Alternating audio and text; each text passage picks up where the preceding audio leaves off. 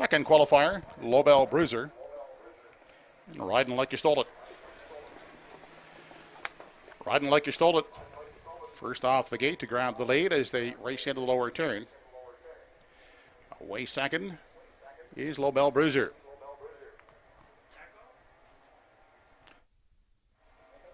They race on by the opening eighth as they continue into the backstretch for the first time. Riding like you stole it in control.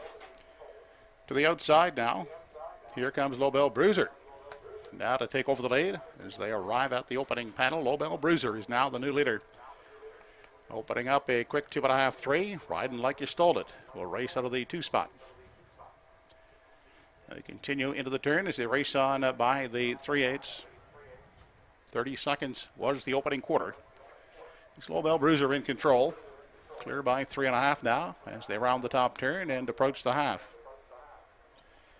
Lobel Bruiser sets the tempo with Riding Like You Stole It. Now stepping to the outside to challenge as they race into the lower turn. It's Lobel Bruiser now being confronted by Riding Like You Stole It as they dip into the lower turn. Racing out of the 5/8, Lobel Bruiser Riding Like You Stole It the outside. The quarter was 30 seconds, the half 59 and 3/5 seconds. On through the backstretch as they approach the 3/4 mile mark. Lobel Bruiser by half a length. Riding Like You Stole It the outside second. Riding Like You Stole It now pushes on to grab the lead as they arrive at 3/4. Riding Like You Stole It has taken over. Lobel Bruiser is back second. They continue on to the 7/8. Riding Like You Stole It out there by 1. Tied up in the 2 spot. Here's Lobel Bruiser. 1:29 was the 3/4. They have less than an 8 to come as they move off the top turn. It's Riding Like You Stole It, leading them on through the lane. Outside Lobel Bruiser. Riding Like You Stole It. We'll take the second qualifier. Lobel Bruiser finishing second.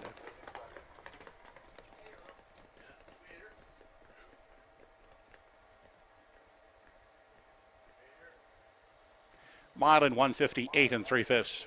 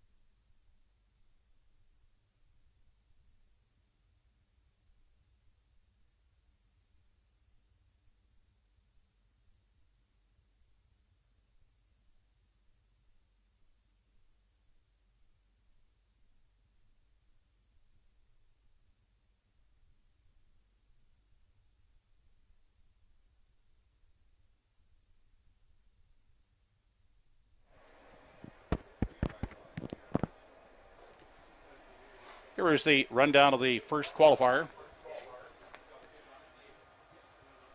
For one, thinking she's a dream, was second, timed in 2:05 and 1. 2 Talk Derby to Me finished third, made a break, and was distanced. 3 Giant Tango, the winner, 2:02 and 4. The fractions, 30 and 1, a minute 4/5, 1:32 in the mile and 2:02 and 4/5. In the second qualifier, 1 Lobel Bruiser was second. 2 Riding Like You Stole It, the winner. Lobel Bruiser was timed in 1:59 flat, and 2 Riding Like You Stole It timed in 1:58 and 3. Fractions were 30 seconds for the quarter, a half in 59 and 3, 3/4 in 1:29, the mile 1:58 and 3.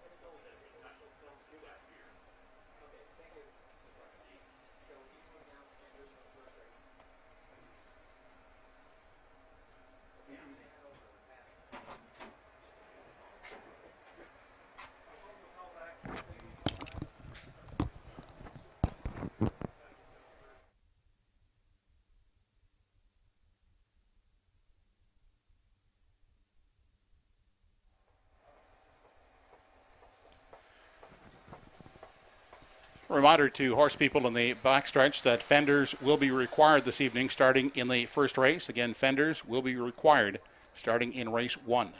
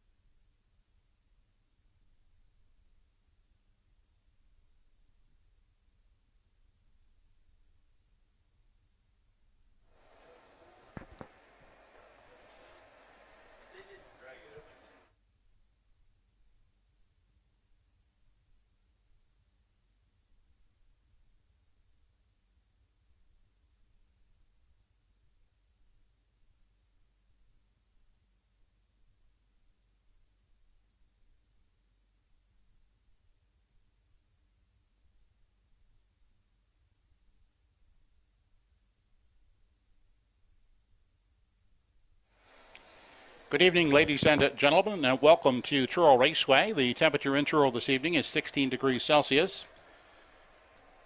Overcast skies and raining in Truro. Track condition for this evening has been listed as good. The card this evening is conducted under the rules and regulations of the Atlantic Provinces Harness Racing Commission. The senior judge this evening is Alex Monroe. The associates are Mike Ellsworth and Harry Trunham. Here now with your program and equipment changes on the program. Starting in the first race, race 1, number 3, Better Dance, will be adding a hood with cups. A scratch in the first race, number 7, Kingston Sealster is sick, will not start. Race 1, scratch 7, Kingston Sealster. And there will be a driver change for 6, Grin's Little Flirt, make it Andy Campbell. Andy Campbell now driving 6, Grin's Little Flirt.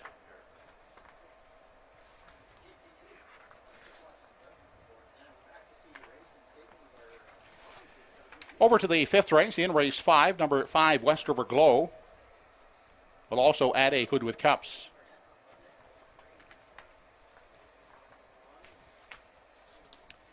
In the eighth race, race 8, a bridle change for number 5, Sunny Billion, from closed to open hood with cups.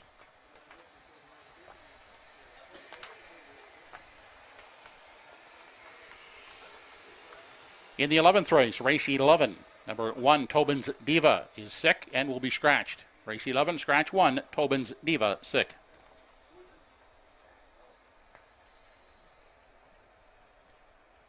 In the 12th race, there is a bridle change on 5, Ryzen Horizon.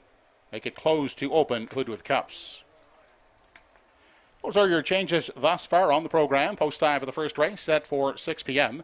That's in less than 21 minutes. The mutuals are open and selling. Just a reminder, the first of 2 amateur races this evening coming up very shortly at approximately 5:45 p.m.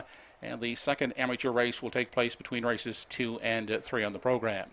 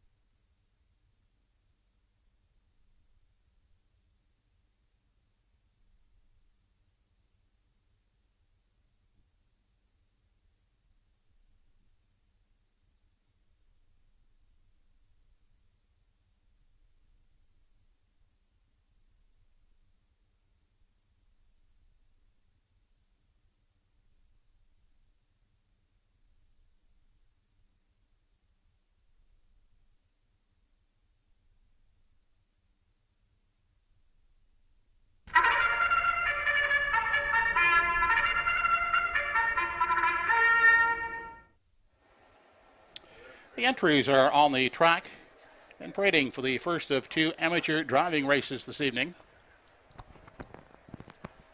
There are 2 starters in the first race. Leaving from post 1 is Mighty Mouse, owned by the CC Stables of Middle Sackville. Trained and will be driven by Chris Colvin. And number 2 in the field is Crafty Example, owned by Mona Legg of Onslow Mountain. Trained and driven by Keith Legg. That's 2 starters in the first amateur race of the evening. They'll go postward shortly.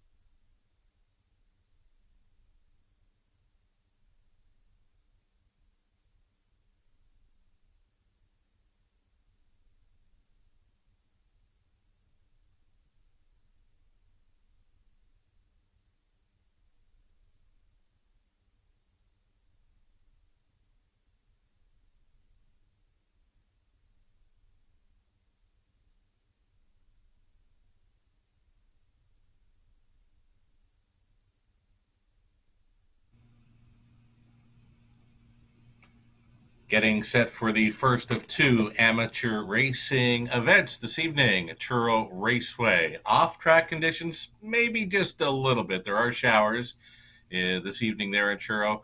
Mighty Mouse, Chris Colvin on the rail, and Crafty Example, Keith Legge on the outside. A field of 2 here for, again, race 1 of 2 amateur racing events this evening.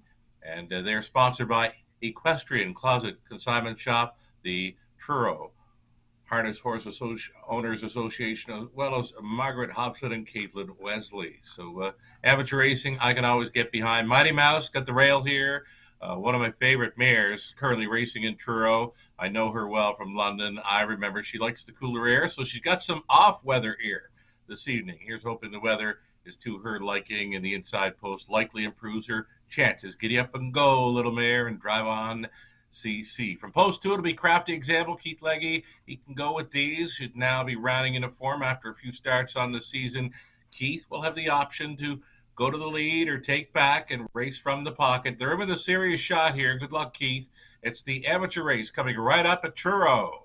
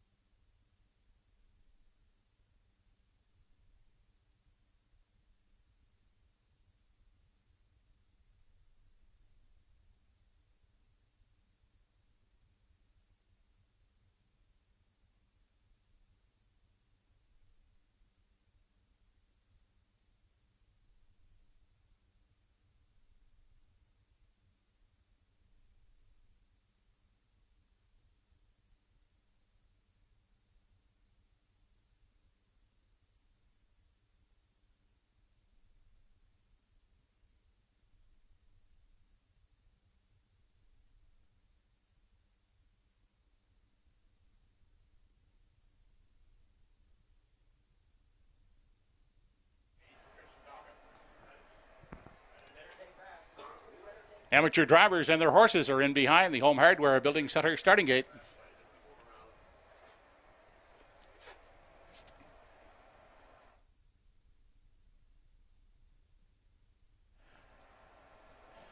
The first of 2 amateur races this evening. Top of the stretch has Mighty Mouse with Chris Colvin and Keith Legge with his Crafty Example.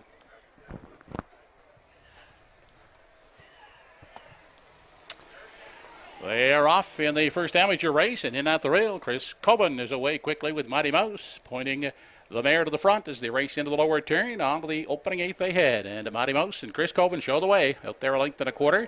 Not content in the pocket, Crafty Example and Keith Legge pulling early as they enter the backstretch for the first time, headed to the opening quarter. Mighty Mouse out there, 3 parts of a length. Already out to challenge in 2 is Crafty Example with Keith Leg aboard. They think better of it now, backing off once again, and will settle in the pocket as they race past the quarter and into the turn. They approach the 3/8 in the amateur race with Chris Coven and Matty Mouse holding the lead out there a length and a quarter. Racing from the pocket is Keith Leg and Crafty Example. They continue off the turn. 29 1/5 second was that opening station as they travel through the stretch, approaching the half, and Matty Mouse still has the lead. A length and a quarter the margin. Crafty Example back in the pocket, a tied up second as they race into the lower turn with Keith Leg at the lines. They race now to the 5/8. No change in positions. Matty Mouse with Chris Coven aboard. They still control the pace as they race to 3/4. Racing along in the pocket as they race through the backstretch for the final time is Keith Leg and Crafty Example. They now think better of sitting in the pocket. They step to the outside once again to challenge. 59 4 was the half. They arrive at 3/4. Mighty Mouse now under siege from Crafty Example and Keith Leg on the outside. That is a Crafty Example and Keith Leg moving on now to take the lead away from Mighty Mouse and Chris Coven. They race midway round the final turn. 3/4 was paced in 1:30 4. They have an 1/8 left to come here in the amateur race. And Keith Leg and Crafty Example are opening up on the front, drawing clear by 2 as they make the final turn. It's Keith Leg and Crafty Example, and they will take the first of 2 amateur races on the evening. Chris Coven and Matty Mouse second.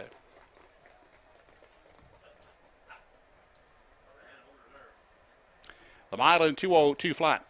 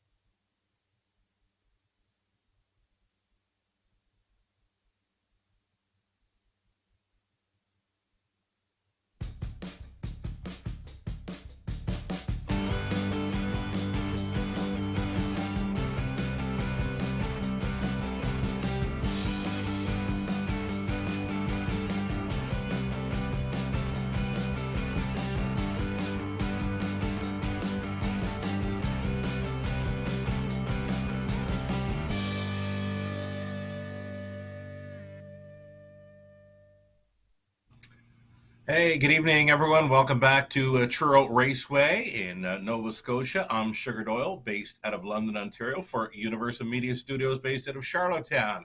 We are with you for 13 races this evening. Atlantic Sire Stakes action for the 3-year-old pacing fillies. Also featured tonight, 2 Phil Pinckney Memorial Heats for the 3-year-old pacing colts. It's great to see, again, an action-packed card, 13 races, plus the 2 amateur events. We just saw race 1 of 2 in the amateur category. Went over well, and they got over track pretty good. 2:02 for the amateur event, and showers throughout the day there in Truro, and could play a factor in this evening's race card. So we're about 8 minutes away from race number 1. Thank you for joining us this evening. I'll be along for the commentary throughout the night. Joe Kelly on the race calls, of course. Best of luck to all racing and playing this evening in Truro.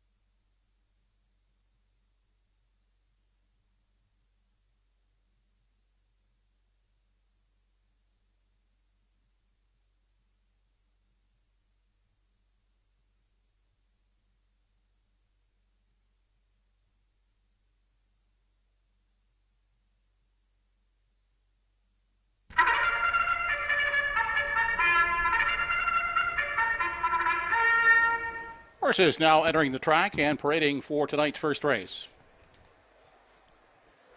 Here's the field from post 1. The Lions in front, owned by Michelle Patrigan. Ernie Laffin drives.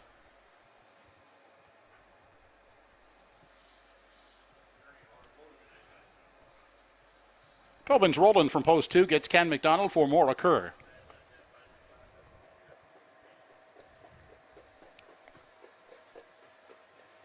Tricia Barsby's Better Dance from post 3 has Dave Dowling catch driving.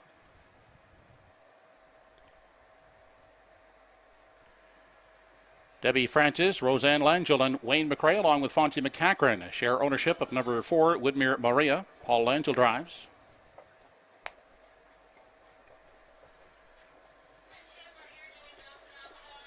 Bernard McCollum for Paisley McCollum, in charge of the 5-time Old Charmer.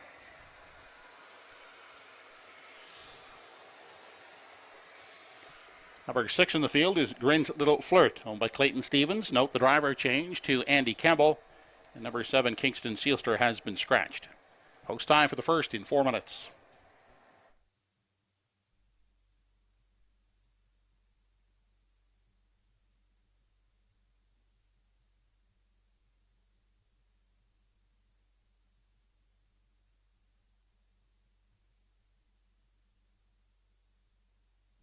Here we go. It's race 1 of 13 to kick off a Friday evening at Truro Raceway. As mentioned, Atlantic Sire Stakes, 3-year-old pacing fillies coming up, as well as the Phil Pinckney Memorial divisions for the 3-year-old pacing colts. Before we get to those, race one featuring maiden types as well as non-winners and a wild types here. A field of 6, scratch the 7, put Andy Campbell on number 6, Grins Little Flirt. I'm going to chase after number 3, Better Dance.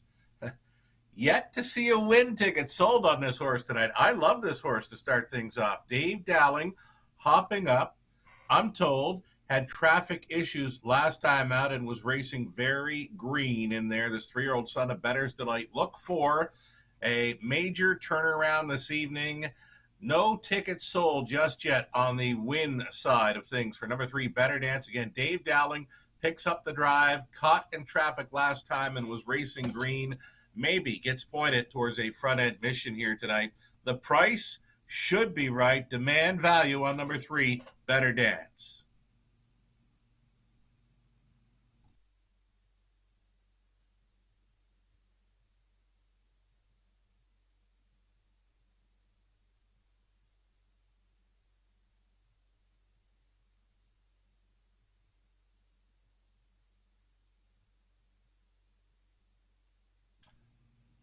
Here's Kenny McDonald on board number 2, Tobin's Rollin. Tobin's Rollin, a decent check getter thus far on the season. Showing enough to go with these. I got him used as an exactor factor. I'm going to go 2-3, 3-2 on the exactor box here in the opener.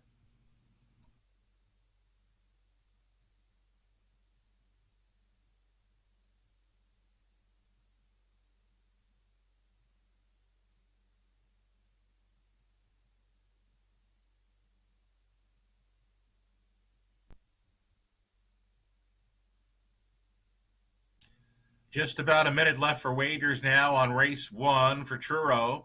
On a good track this evening with showers falling. Here's a look at a first-time starter in number 4, Woodmere Maria. 3-year-old daughter, Roll With It Here. He goes out for trainer driver Paul Angio.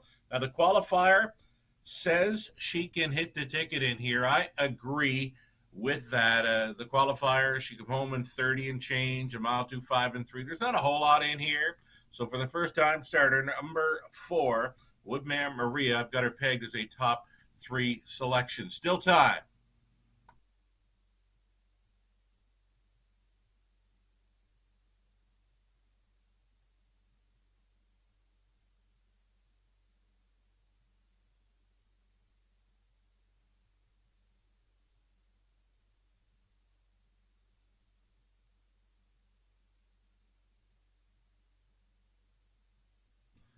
Should add this evening, folks, the Atlantic Dream Stable 2022 in support of the IWK. It's presented by the PEI, Standardbred Breeders Association.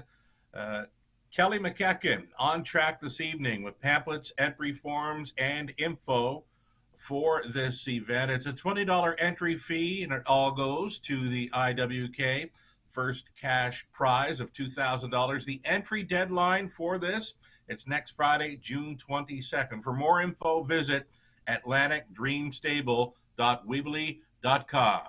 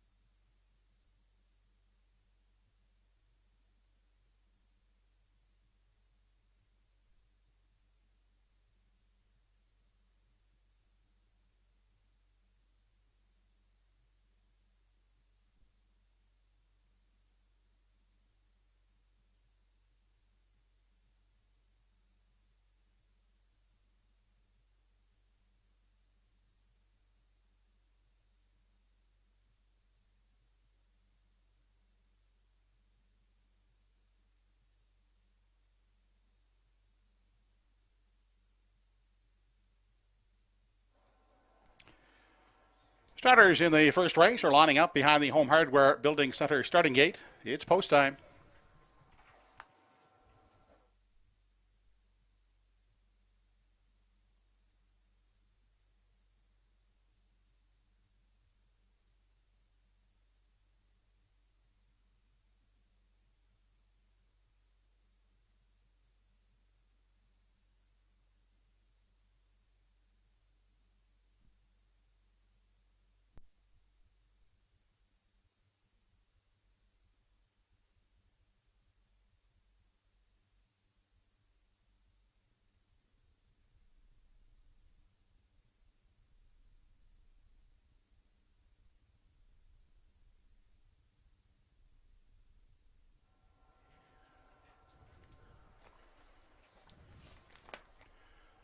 First race of the evening, top of the stretch, has Lions in front, Tobin's Rollin', Better Dance, Woodmere Maria, Time Old Charmer, and Grin's Little Flirt.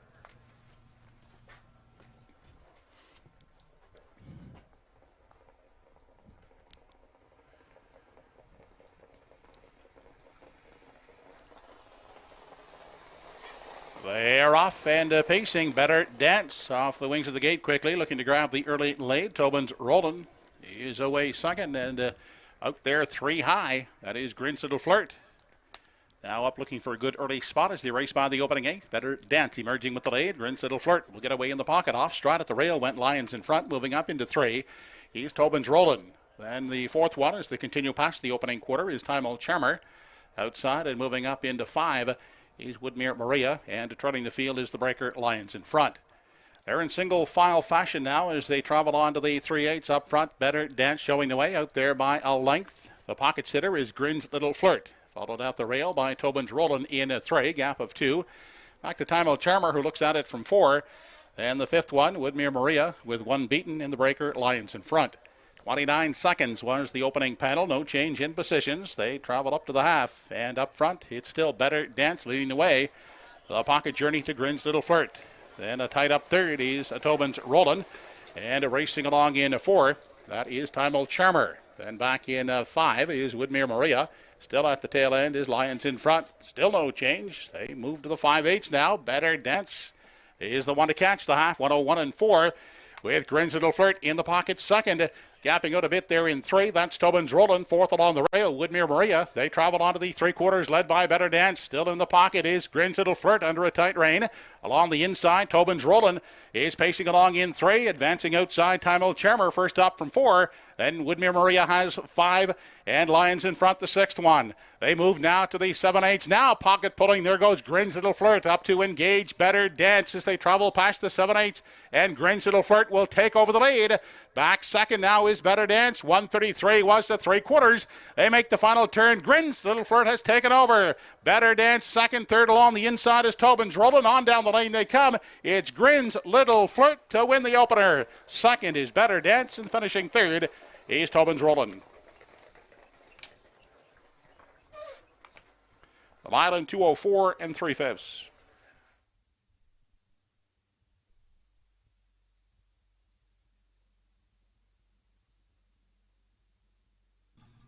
Alrighty, minor upset here in the opener. Andy Campbell hops on board at number 6, Grin's Little Flirt, and will guide her to victory here. Her first win in a few seasons.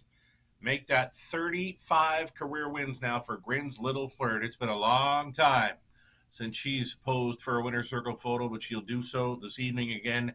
Andy Campbell, the late driver change, upsets here at 7-1 with Grin's Little Flirt. Holding a second was a number 3, Better Dance, a form reversal for that one, finishing second best. Then 2, Tobin's Rollin' third. The 4, Woodmere Maria, her career debut. She's on for that 4th best finish. Grin's Little Flirt on her way back for a winner's circle photo at Truro. Again, she took some early action. I had to ask why. And then when I heard on post parade Andy Campbell was hopping on board, well, you had to include her in your tickets. 7-1, Grin's Little Flirt, a race 1 upset. Congratulations to the connections.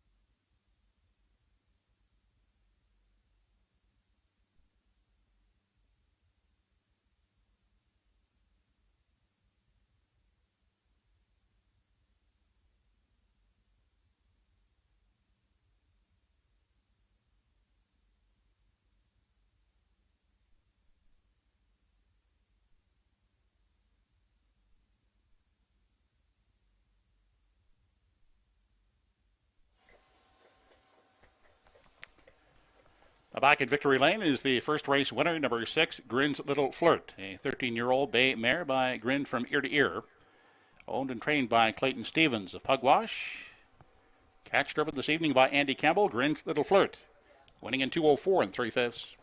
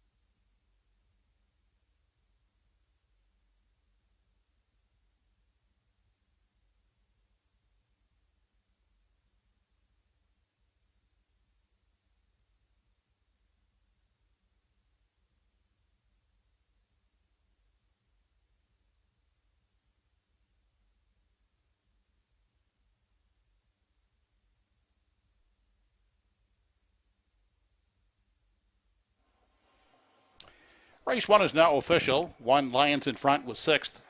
2 Tobin's Roland finished 3rd. 3 Better Dance was 2nd. 4 Widmere Maria 4th. 5 Timel Charmer 5th. 6 Grins Little Flirt the winner. And the 7 was scratched. Fractions were 29, 101 and 4, 133 in the mile, 204 and 3.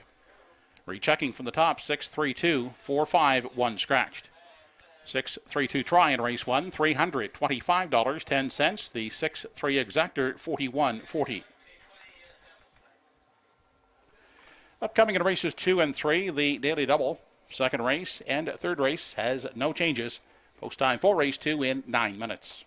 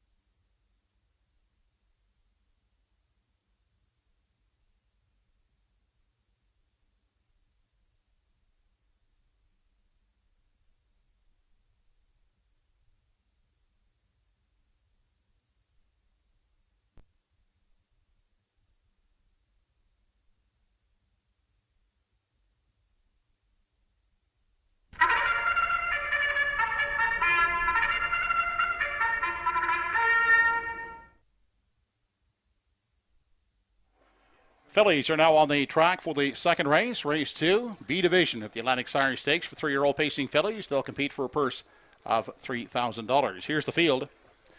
Number 1, Stone Beach Lily.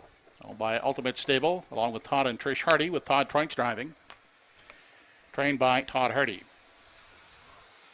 Who's Your Father from Post 2 is trained and driven by Arden Mofford, owned by Deborah Rankin. Windermere Farms, River Valley Management, and Clive Balderson share ownership of number 3, Can't Stop the Lovin'. Trained by Earl Watts, Dave Dowling drives. Darren Crow has the drive of number 4, Kinda Like Royalty. Trained and owned by Joe Baxter. Also co-owned by Karen Williams.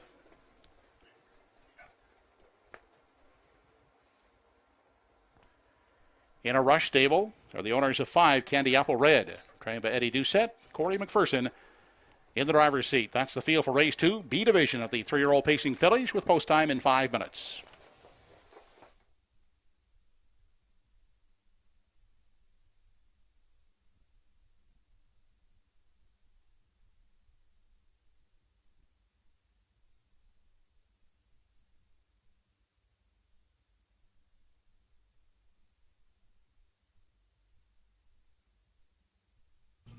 Five minutes to post time here. Atlantic Sire Stakes action starts tonight.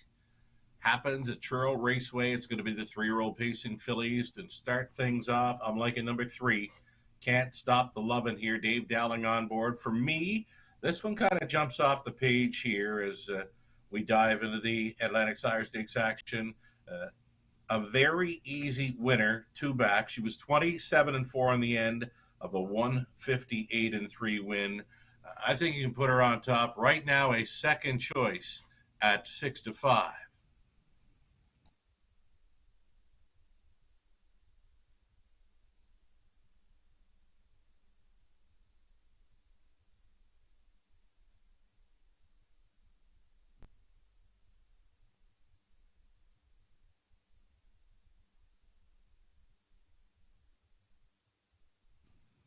About 4 minutes now, 4 minutes wagering time, race 2.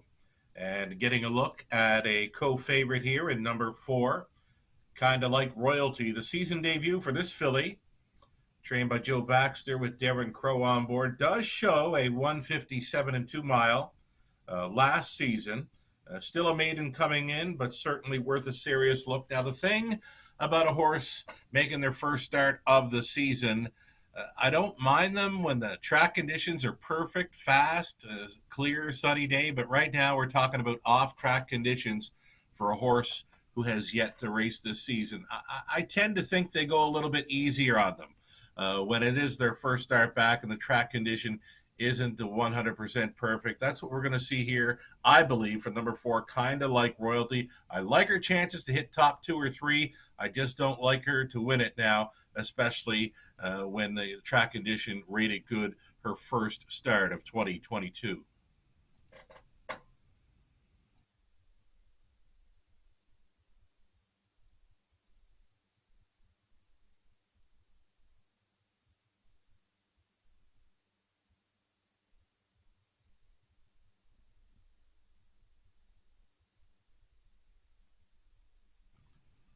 Three minutes post time. Here's a look at 5, Candy Apple Red, the outside chance here. Eddie Doucette training, more than capable of a top 3 finish. Nothing doing there last time, though did show a mile 58-3 in the Turner heat there at Truro. And here we are for a $3,000 B division. Number 5, Candy Apple Red. One to consider here. I might try for second as well in the exactor behind number 3, Can't Stop the Love. And I'm going to stay with 3 to win this second race as we go about 2 minutes to post time.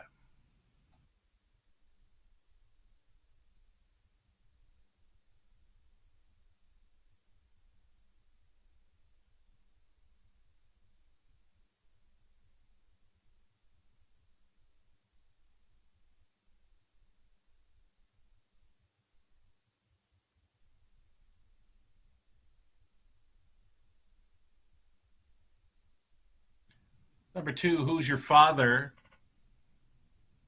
second by a nose in each of her last two. She was placed a winner two back. And in stakes action over at Summerside, a little tough for her over there. She finished well off them in fourth. Capable of sub 2 minute speed, but right around 2 minutes, I think, kind of ties her up. Who's Your Father? Maybe for a minor share in here, maybe to include in the triactor, but number 3, Can't Stop the Lovin', current favorite here at even money. I'll stay with 345, 354, and maybe number 2, Who's Your Father, for a chance at the triactor here. She's so consistent, right? But this is a tougher assignment this time around. A little over a minute to play.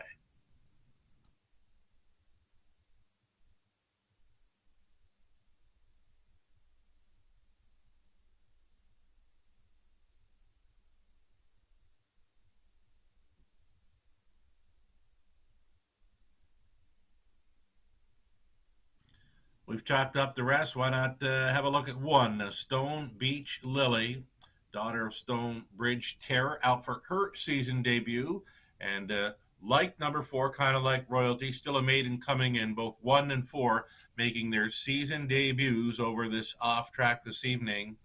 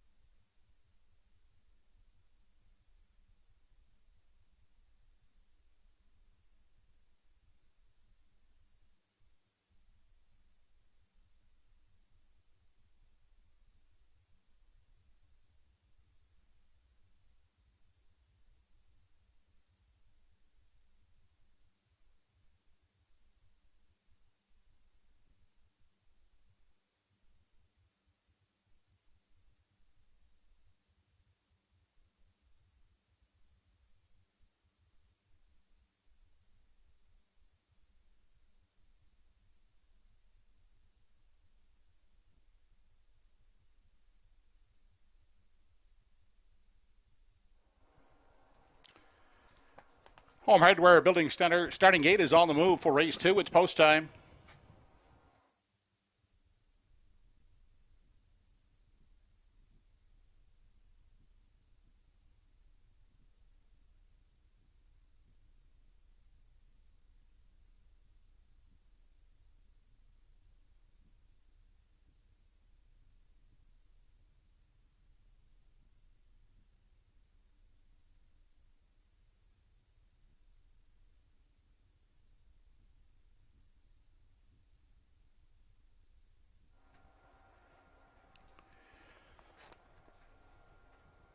Second race, top of the stretch, Atlantic Sire Stake, 3-year-old pacing filly B division, purse of 3,000, Stone Beach Lily. Who's Your Father? Can't Stop the Lovin', Kinda Like Royalty, and Candy Apple Red.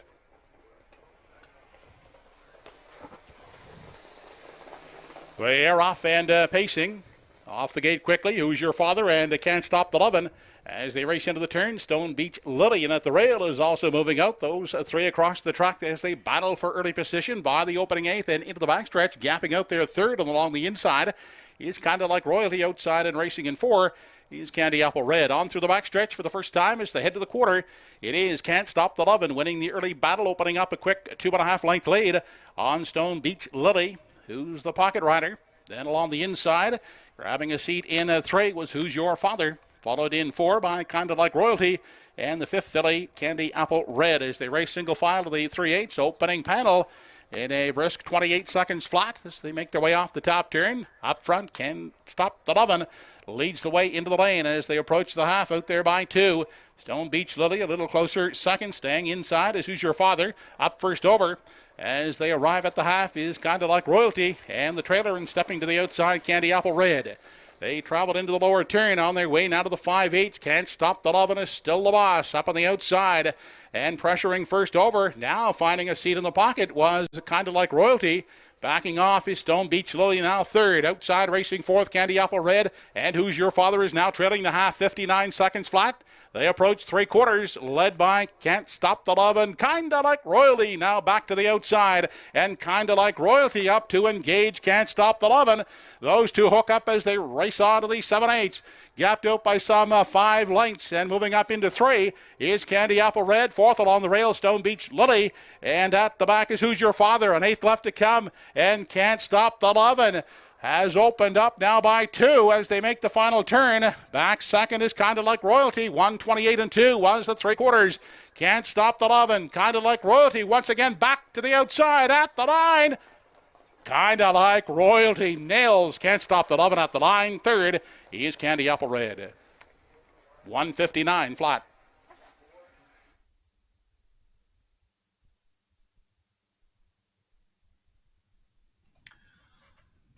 That filly was impressive. Kinda Like Royalty used multiple times here in her season debut, and she had one final kick on the end to go by Can't Stop the Lovin' there just prior to the finish line. A wonderful job by Joe Baxter conditioning this one, having her good to go right off the bat for her 2022 debut, and a maiden breaking score, 159 flat over the good track. Sharing ownership is Karen Williams, and again for trainer Joe Baxter, co-owner as well, having this one good to go right off the hop. She didn't get away all that well, but she finished up very strong here, again getting up in the final strides. This daughter of Westwardo Hanover, season debut winner, and a maiden mark 159 flat.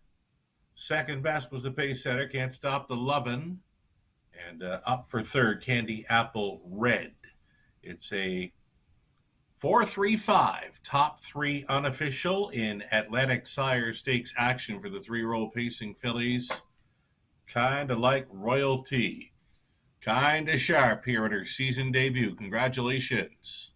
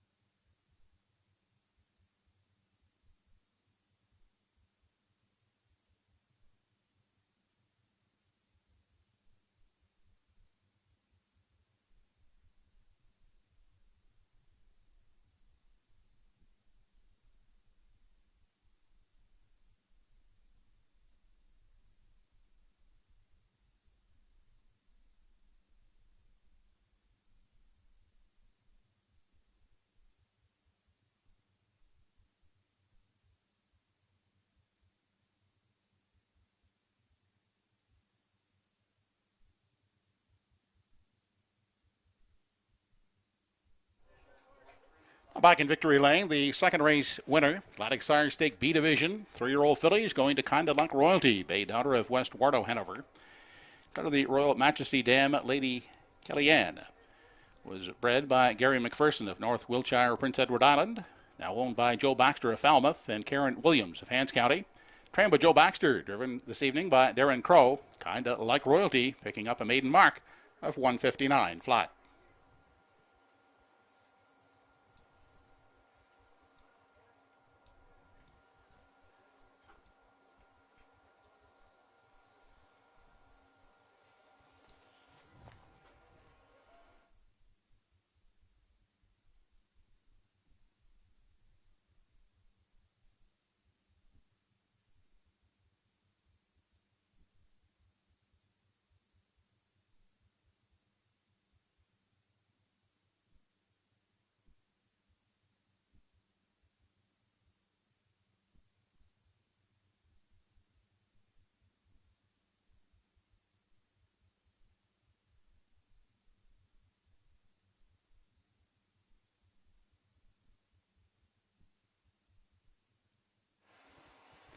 Here's how they finished in the second race. 1 Stone Beach Lily 4th, 2 Who's Your Father 5th, 3 Can't Stop the Lovin' was 2nd, 4 Kinda Like Royalty the winner, 5 Candy Apple Red 3rd.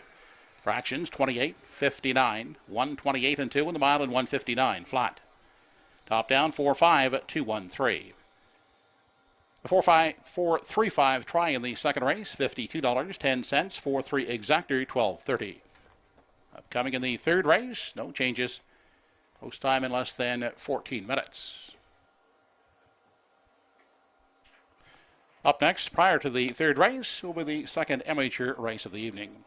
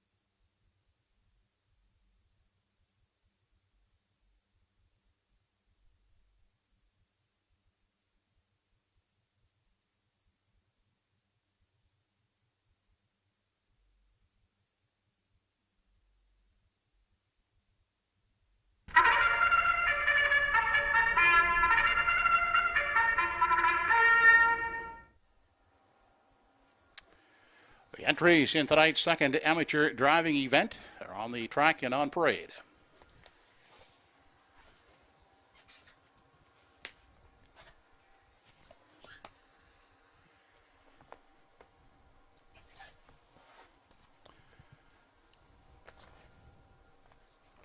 From post one in the second amateur driving event is Well Let's See, owned by Trish Hardy with Todd Hardy driving.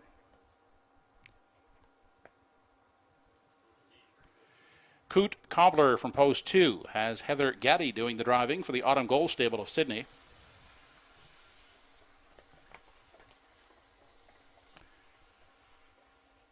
And to complete the field is Prince Adam from post three, owned and will be driven by Caitlin Wesley. That's the field for the second amateur driving race. We'll go to the gate shortly.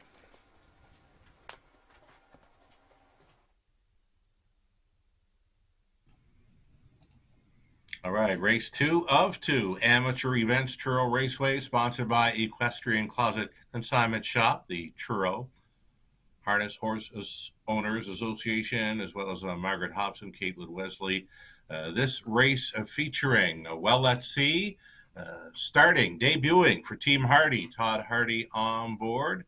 And this horse is raced everywhere and for everybody. His favorite tune's got to be I've Been Everywhere. Number 2, Coot Cobbler, still a maiden, going into his third racing season. The gray son of Cougar Hall has Heather Gaddy on board. And the 3, Prince Adam, into his final season of racing, the 14-year-old son of Real Artist with Caitlin Wesley on board, a 44-time winner, and hitting the top 3 in 126 of his 126 starts a lifetime, and again 127 grand made. 44-time winner, number 3, Prince Adam, Caitlin Wesley on board. A 3-horse field for this second and final amateur racing event, getting set to go postward.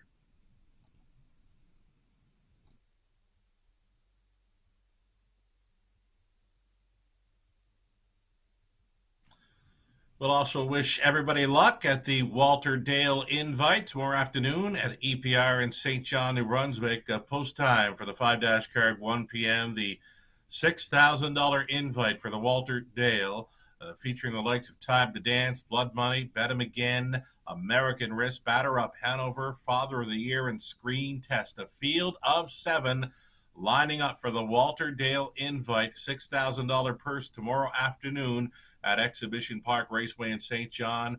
Best of luck to all.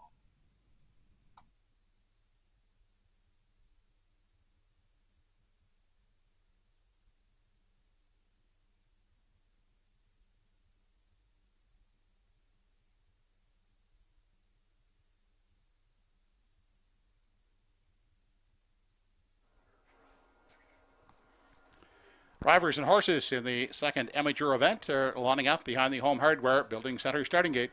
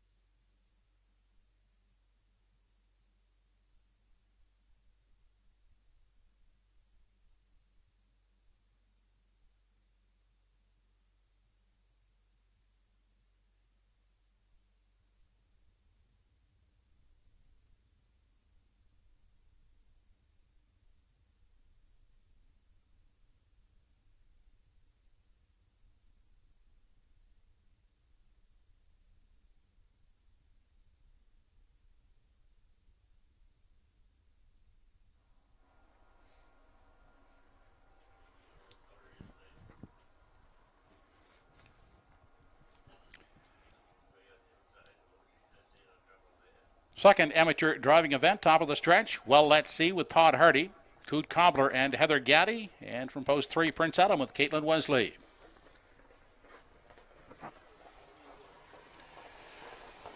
They are off in the second amateur race and away quickly from the outside. Caitlin Wesley has sent Prince Adam out after the early lead as they race into that first turn. Heather Gaddy on the outside with Coot Cobbler gets away second, and Todd Hardy with Well Let's See an unhurried third. The amateurs race by the 8th and into the backstretch for the first time, headed to the opening quarter. And they're led up front by Caitlin Wesley with Prince Adam, opening up a quick 5-length lead. Coot Cobbler and Heather Gaddy in pursuit second. And another gap of some 3.5, 4 lengths back to the trailer, Well Let's See, and Todd Hardy. They're single file as they race now to the 3/8. Caitlin Wesley sets the tempo with Prince Adam. Out there still by 4 now. A little closer second is Coot Cobbler with Heather Gaddy. And Todd Hardy still sits at the back with Well Let's See. Opening quarter in 31 and 2/5 seconds. No change on through the lane now as they approach the half. And Prince Adam continuing to chart the path for Caitlin Wesley. Out there by 3.5. Tightening up a bit there is Coot Cobbler with Heather Gaddy at the lines. They're now a closer second. Todd Hardy still trails with Well Let's See. Into the lower turn, the field of 3. Amateur Drivers heads by the 5/8, continuing into the backstretch now for the final time. They were past the half in 102 and 2.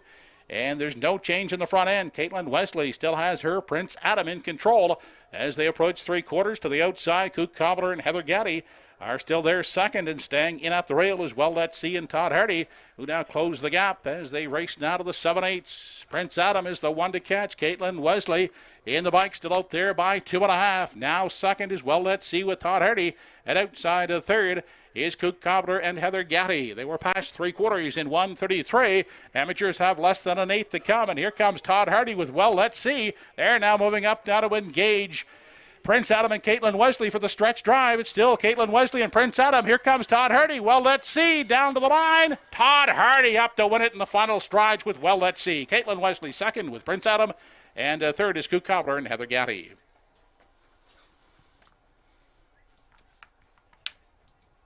Time for the mile, 2:04 and 4/5.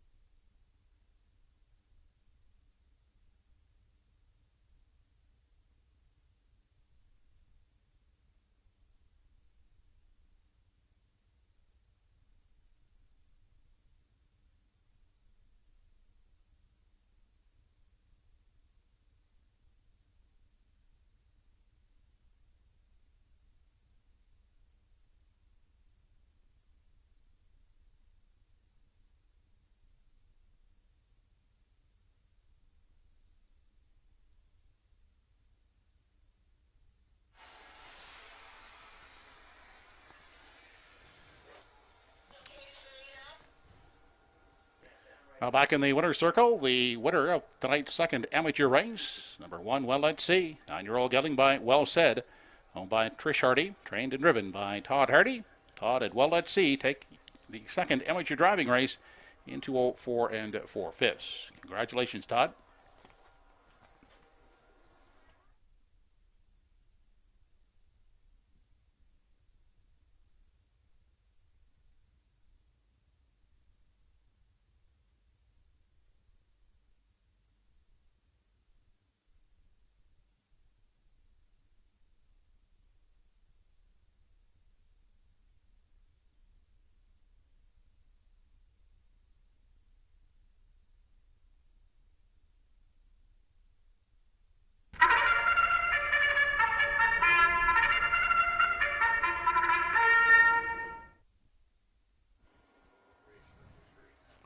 And now is the field for tonight's third race.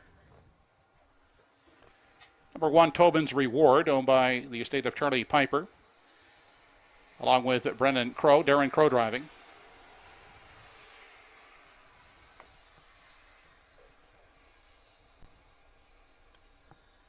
Delicious from post 2 gets Paul Trez for Tracy McQuaid.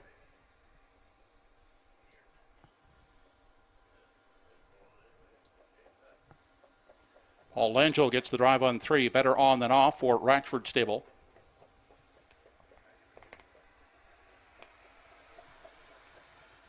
Ernie Laughlin for Michelle Patrickin on 4, Fifth Estate. Bob Samara and Kevin Dory, the owners. Mark Campbell will drive number 5, Tory Time.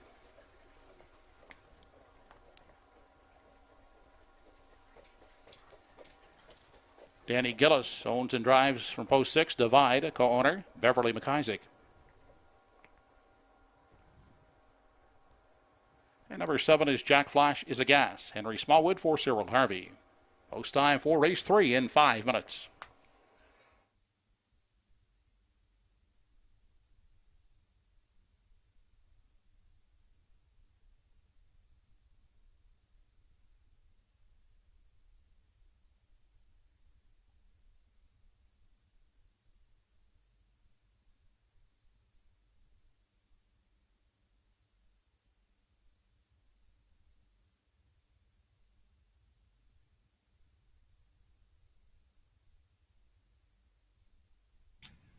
Third race starters will begin the pick 5 play. It's pick 5 wagering starting up here in the third. Getting a look at my top selection here.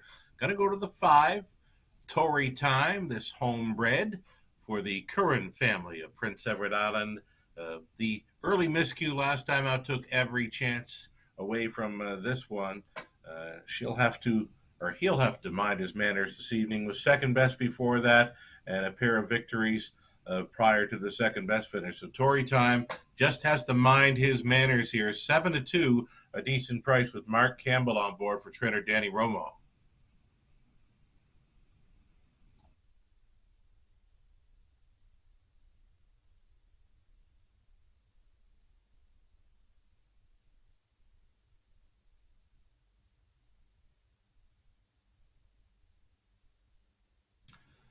Here's the 6-horse, Divide. Divide's a 3-year-old daughter of Rock and Roll Dance. Bev McIsaac, Danny Gillis, sharing ownership here. I'm back looking through the lines here. It's not often where you will find a 2-year-old involved in a race where they get down to the half and 53-2.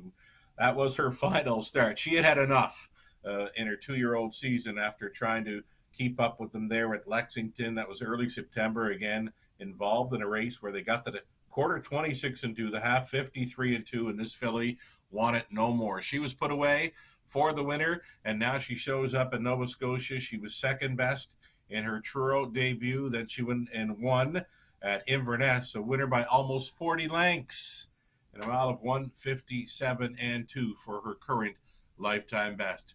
Divide, a must play here for a top 2 finish. Danny Gillis on board.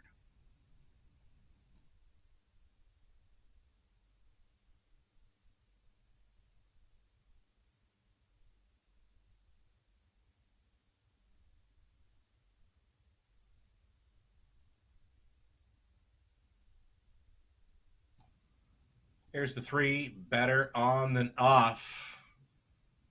He'll be better if he's on. He just has to behave as well. He's like the 5, Tory Time, and when he minds his manners, he has a good account of himself there. He's a winner, 2 back, and that would have been late April over Flamborough and Rolling Gate to Wire in 59. And now makes a start for Danny Romo. It's the Maritime debut for number 3, better on than off. Must mind his manners to factor here at 5-2.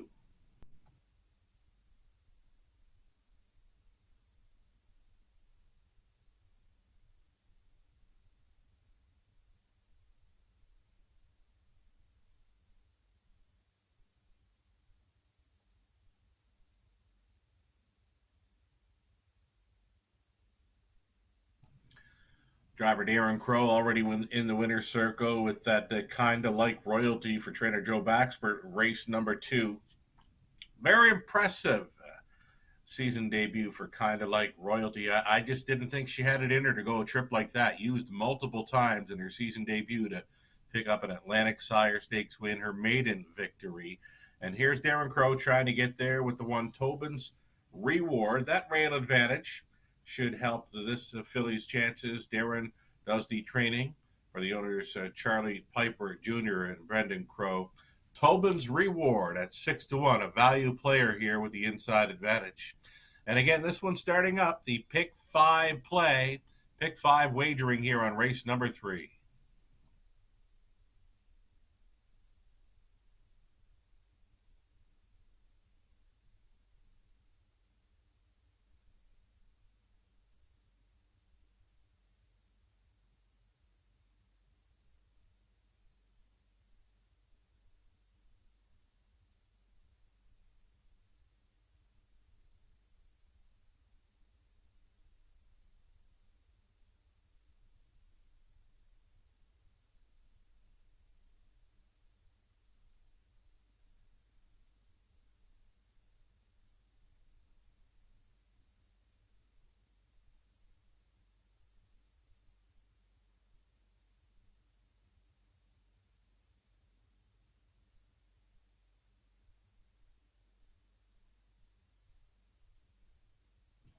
Final call now. Final call for wagers on the third race, pick 5. The starter calling for the horses to line up. Still time.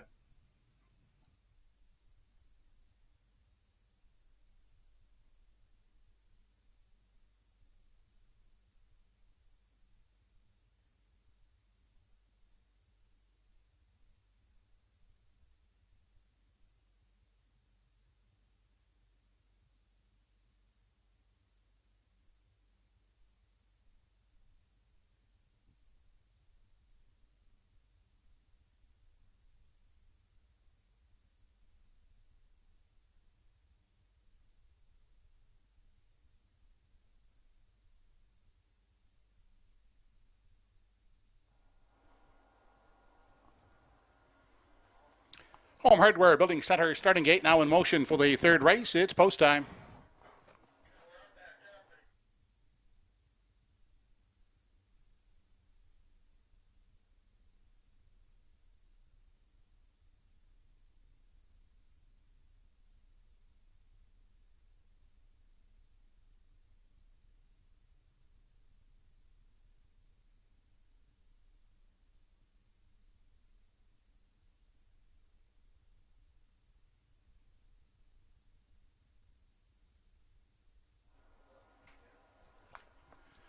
Seven entries behind the gate for the third race. Top of the stretch has Tobin's Reward, Delicious, Better On Than Off. Fifth Estate, Tory Time, Divide, and Jack Flash is a gas.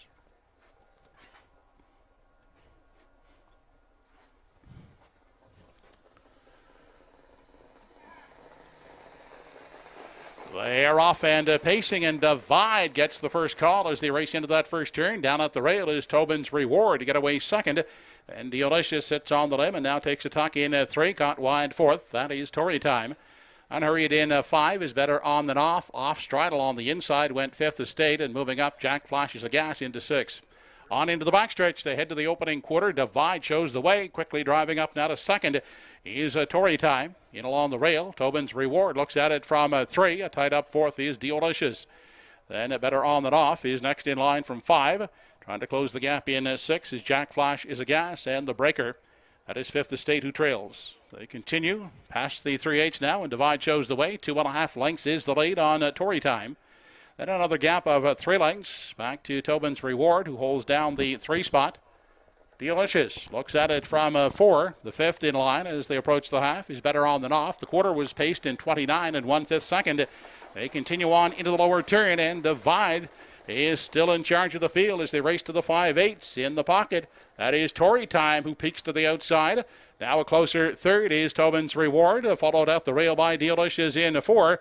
Then Better On Than Off, still sitting at the rail from 5. On to the backside. Final time, the half, 59 and 2. And Divide is striding out to lead it now by 2.5 on Tory Time, who tries to keep pace second. Then gapping out further is Tobin's Reward in at 3. Off the rail goes Delicious from 4. Then Better On Than Off is the 5th one. They head now to the 7/8. Divide is still Boss. Second is Tory Time, getting a little steppy there, trying to catch up to Divide as they race past the 7/8. Off the turn, Divide opening up now by 3. Tory Time is back in a second on the outside. Delicious is now third. On down the stretch they come, and Divide is going to take the third. It's Divide in race 3 over Tory Time. The battle here is for the Shodo, and it goes to Better On Than Off.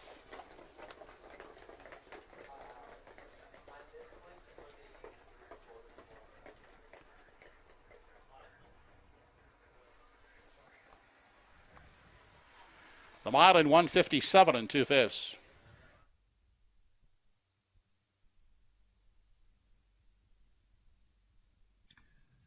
Nice filly, right?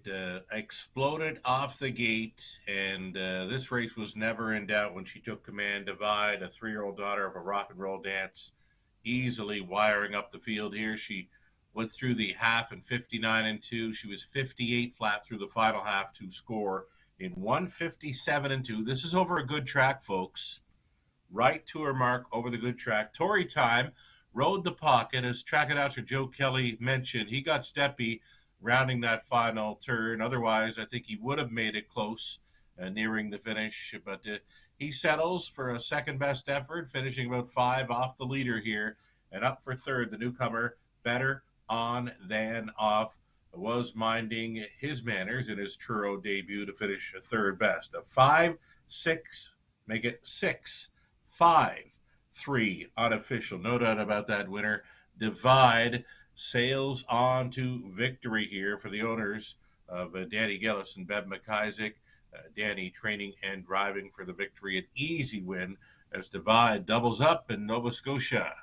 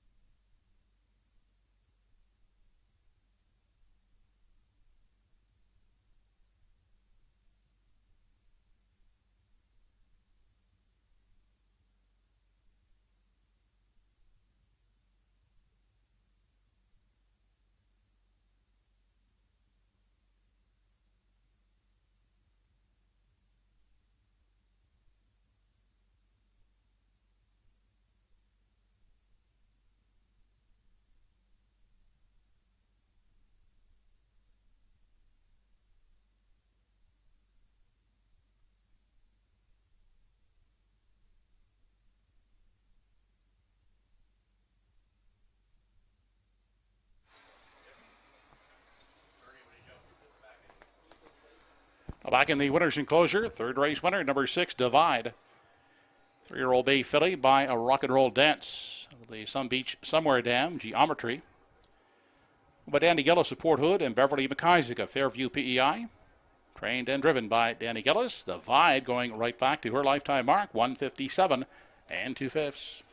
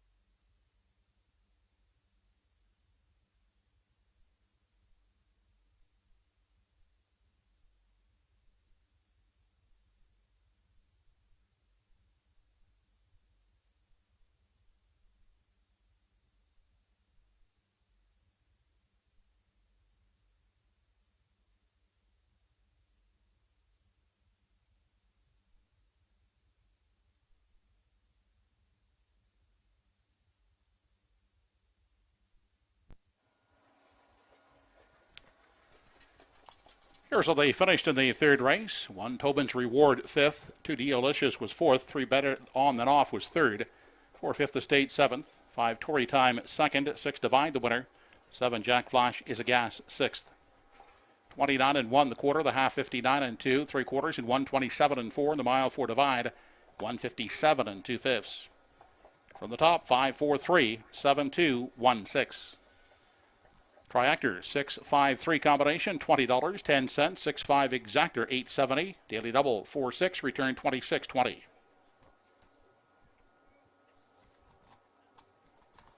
Up next, the 4th race. No changes to report in race 4. Post time in 9 minutes.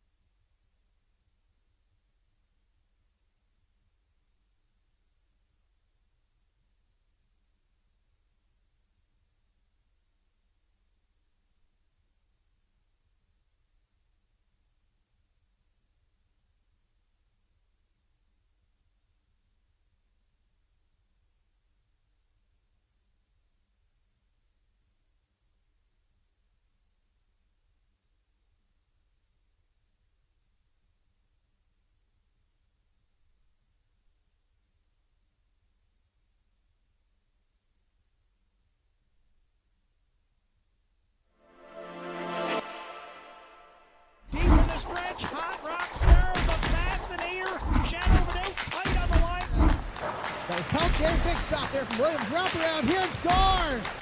Here comes Mystifying. Mystifying got up the time.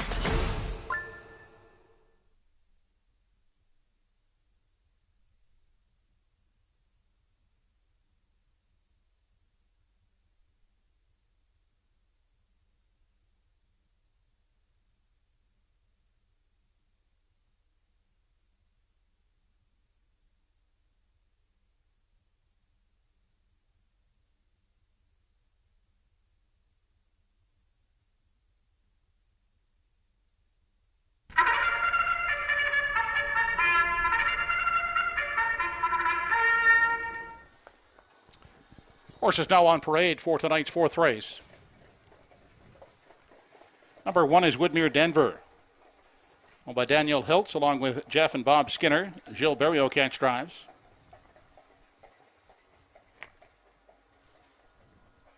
Paul Langell drives number 2 Arizona Bucks for owner Roseanne Langell.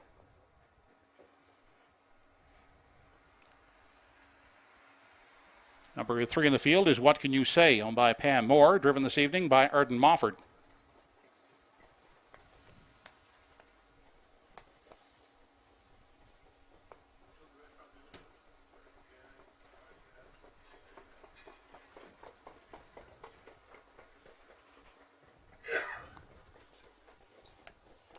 From post 4 is Dusty Lane Sebastian, owned by Cameron McCacken, Ernie Laffin in tow.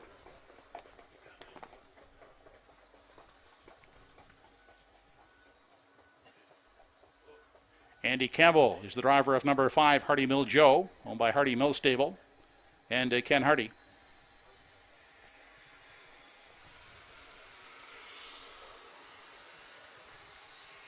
Dunsan Farms, Doug Matheson and Stuart McDonald share ownership of 6 Apple Core Hanover. Dale Spence drives.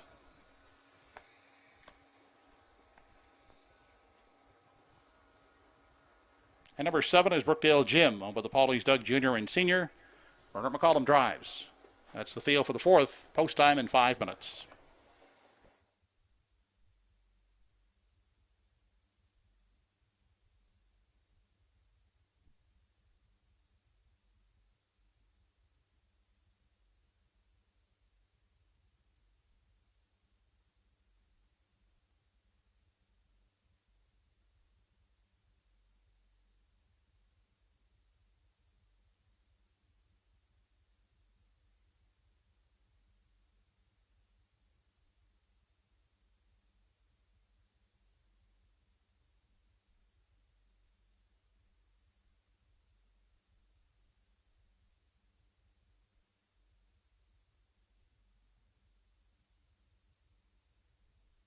Alrighty, fourth race here with 4 minutes of wagering time left. You're looking at the one, Woodmere Denver.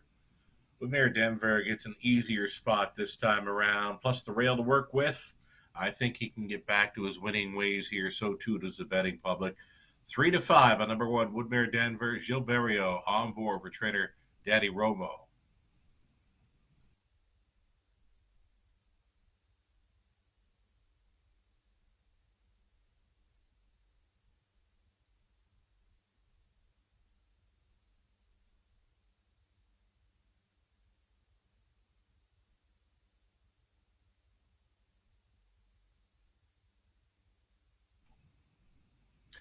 If you're not so high on 1-9, why not try 9-1 for number four, Dusty Lane Sebastian? He's a perfect 6 for 6.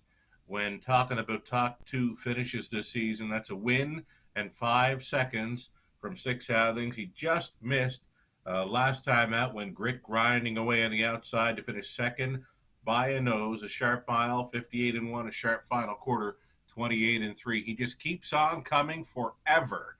Dusty Lane Sebastian, right now the price is right. Likely the best value on the board here at 6-1. Ernie Laffin stays on for Cam McKecken.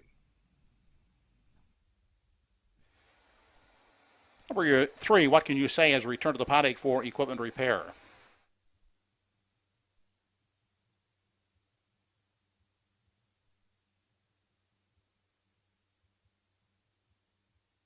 Okay, so we'll wait a bit for number 3. What can you say? What can you say coming into this with two victories in a row, both gate to wire, though it appears to be getting a little bit tougher for the 3-horse here. Number 5, Hardy Mill Joe, has been very sharp in recent starts, 2 wins and a third in his last 3 outings. The Stallion, son of sports writer, has been doing some pretty good things around Truro. It's Andy Campbell listed to drive number 5, Hardy Mill Joe here for trainer Anthony Stymus. Hardy Mill Joe, one to consider at 4-1 right now. The favorite continues to be the one, Woodmere Denver. For me, that one horse just a little bit overbet. I was thinking more along the lines of even money for that horse. So if the one, Woodmere Denver, kind of holds on to that 1-9, 1-4 price, go looking elsewhere. The 4 and 5, not too shabby here as contenders in race number 4. A little over a minute to play.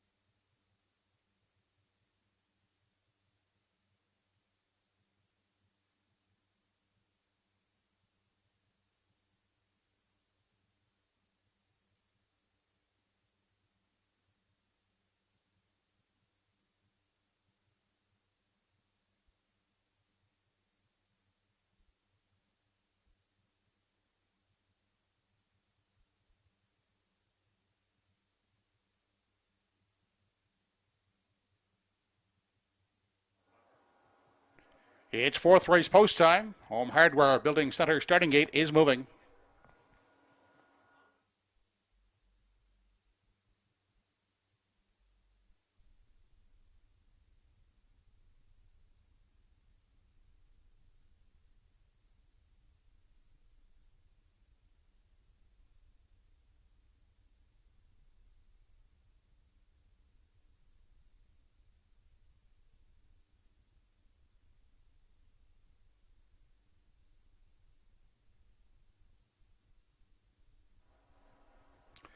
Fourth race on the program has Woodmere Denver, Arizona Bucks. What Can You Say? Dusty Lane Sebastian, Hardy Mill Joe, Apple Core Hanover, and Brookdale Jim.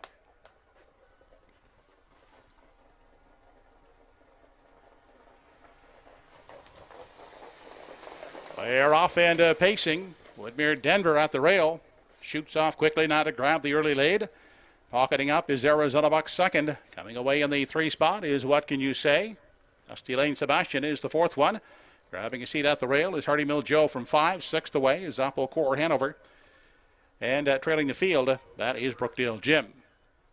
On through the backstretch, single file as they move on to the opening quarter. Woodmere Denver will set the early fractions out there by 2.5, with Arizona Bucks giving chase second. Along the rail in 3 is What Can You Say? Looking at it from 4, he is Dusty Lane Sebastian.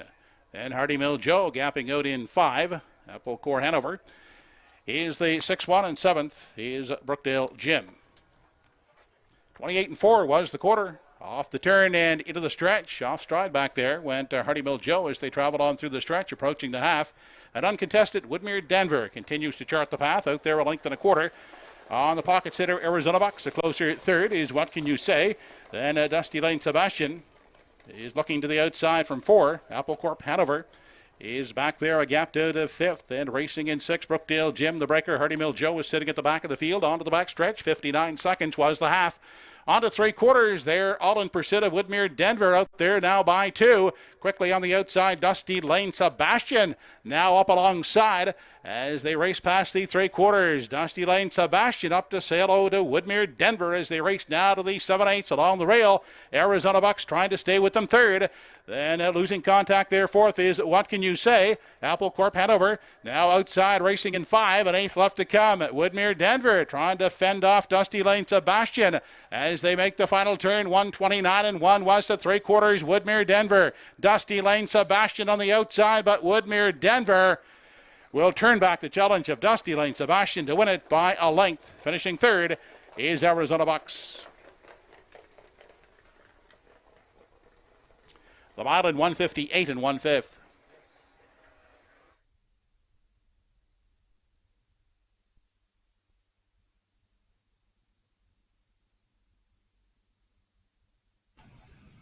Class relief, plus that rail advantage this evening for number 1, Woodmere Denver. Of course, getting away from stakes action. This 3-year-old son of Pang Shui was home in 29 seconds flat to win in 158 and 1 over the good going. Holding second, number 4, Dusty Lane Sebastian. He just keeps on coming, right? Keeps on coming forever. And another second best finish tonight for Dusty Lane Sebastian. Make that 7 for 7. Top 2 finishes this season for Dusty Lane Sebastian. Win in 6 seconds. No doubt about the winner, though, Woodmere Denver. Much the best there. Gilles Berriot on board for trainer Danny Romo. And the Skinners along with Dan Hiltz. Finishing 3rd was number 2, Arizona Bucks. And on to take 4th was Apple Core Hanover. So we've got a 1, 4, 2, and 6. Top 4 unofficial as Woodmere Denver gets set to pose for a 4th race, a winner's circle photo.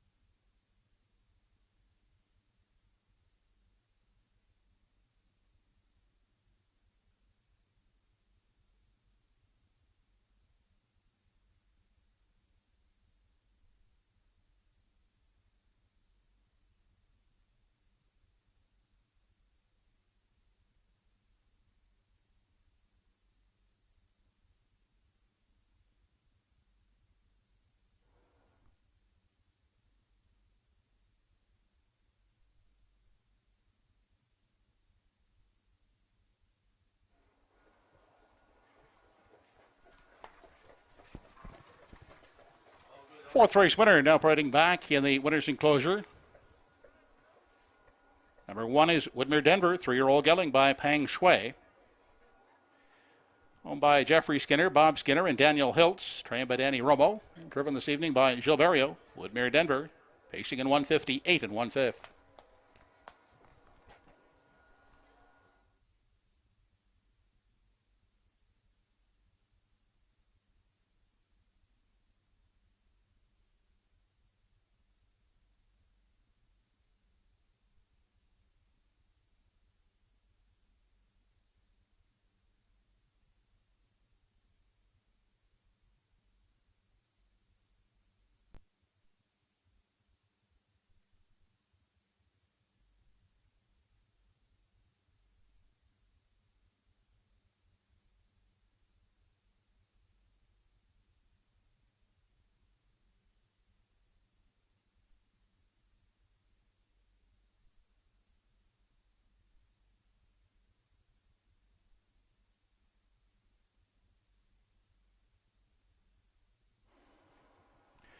Race 4 is official.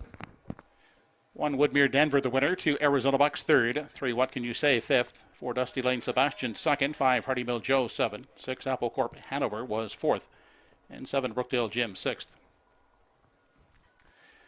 Quarter 28 and 4, the half 59, 3 quarters and 129 and 1, the mile at 158 and 1. Top down, your card should read 135 2746. 142 try in the fourth race, 3940. 1-4 exactor 520. Fifth race coming up. Second B division with 3-year-old pacing fillies. Number 5 Westover Glow will be adding a hood with cups. Fifth race post in approximately 10 minutes.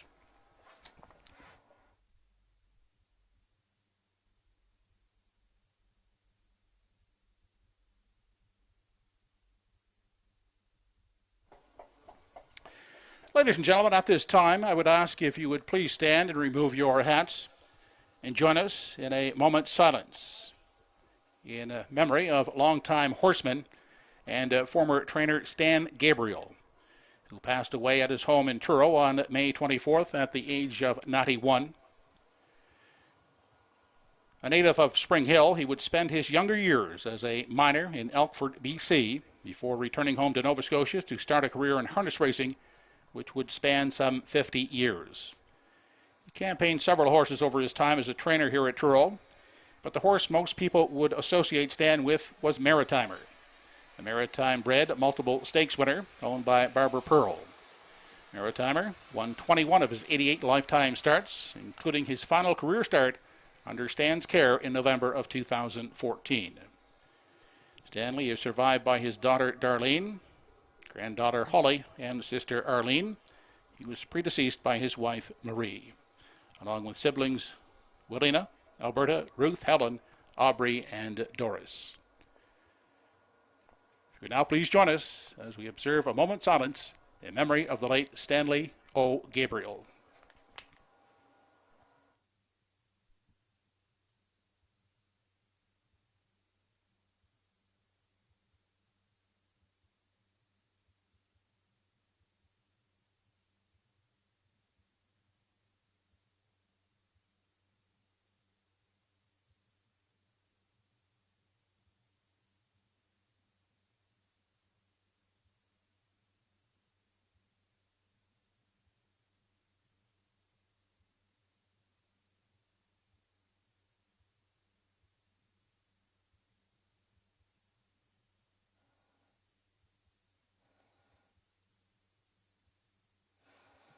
Thank you.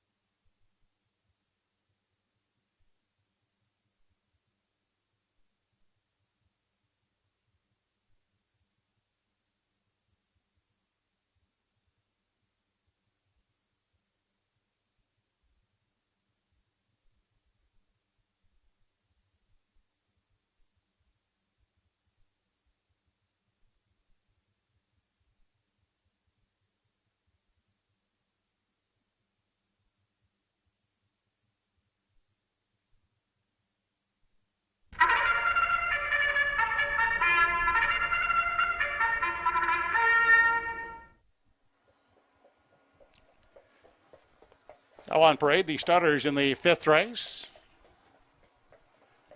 Race 5, Atlantic Sire Stake, 3-year-old pacing filly B division. Purse of $3,000 from post 1 is Heather's Pet. Owned and trained by Neil Bambrick of Charlottetown. Corey McPherson drives. Joe Baxter of Falmouth and Matthew Williams of Newport Station are the owners. Joe Baxter trains with Darren Crow getting the drive.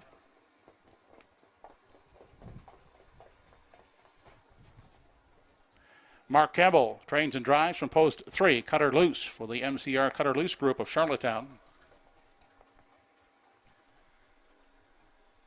Norm Legier of Shediac and Alan Jones of Riverview, New Brunswick, the owners of number 4, Elm Grove Quest. Alan Jones trains, Todd Treitz drives.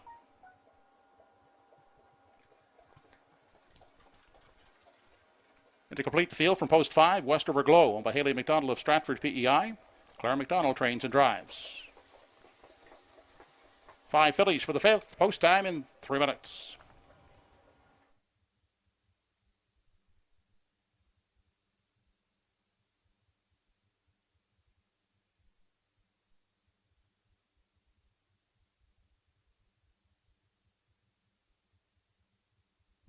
More Atlantic Sire Stakes action here for the 3-year-old pacing fillies. I'm going to chase after number 2, J.J. Linda, 3-year-old daughter of Tobago Cays here.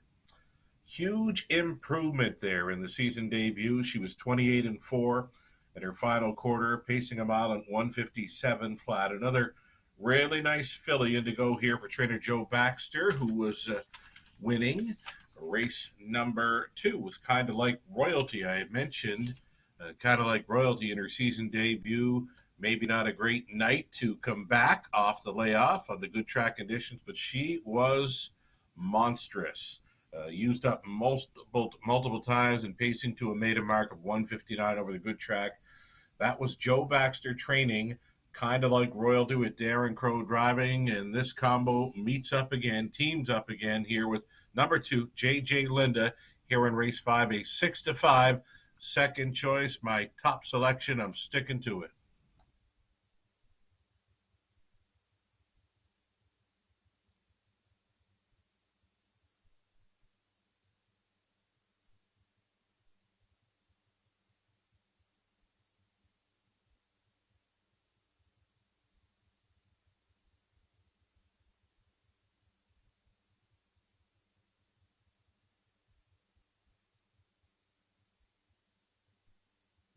Here's number 3, Cutter Loose. Now, she will face a bit easier this time around, getting away from the likes of Woodmere Jazz and the Real Princess. And we'll see those two match up later on this evening for a $15,000 Atlantic Sire Stakes purse.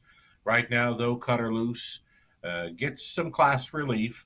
Still racing stakes action, but this is a softer bunch. Mark Campbell, training and driving for the MCR Cutter Loose Racing Group of Charlottetown. Yet to hit the board, stakes action this season, but I can see it happening right here. She gets an easier spot. Worth a look for Mark Campbell, number 3, Cutter Loose.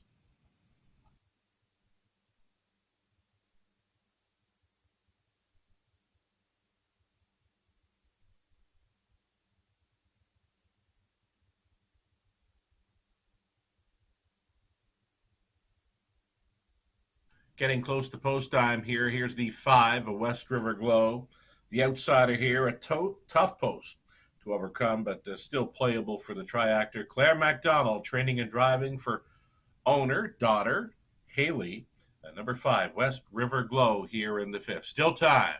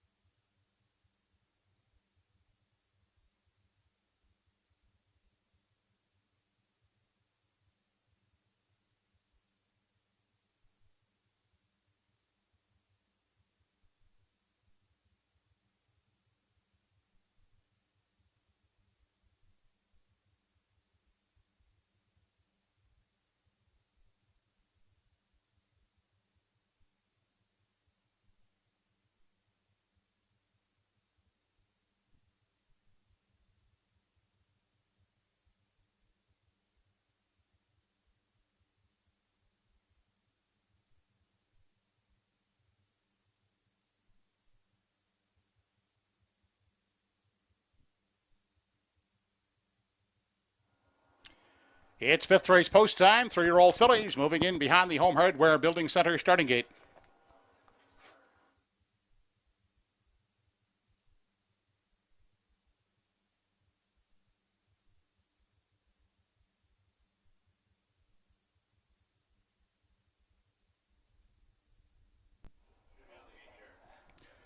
Race number 5 of the evening, B Division, Atlantic Sire Stakes for 3-year-old pacing fillies, purse of $3,000. Has Heather's Pet, J.J. Linda, Cutter Loose, Elm Grove Quest, and West River Glow.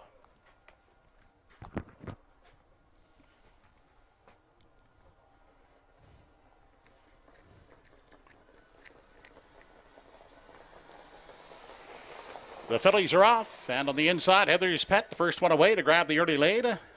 Taking a tack will be J.J. Linda in the pocket, second outside. And racing third is Elm Grove Quest. And Cutter Loose along the inside and treading the field. That is West River Glow. Into the backstretch for the first time as they head to the opening panel.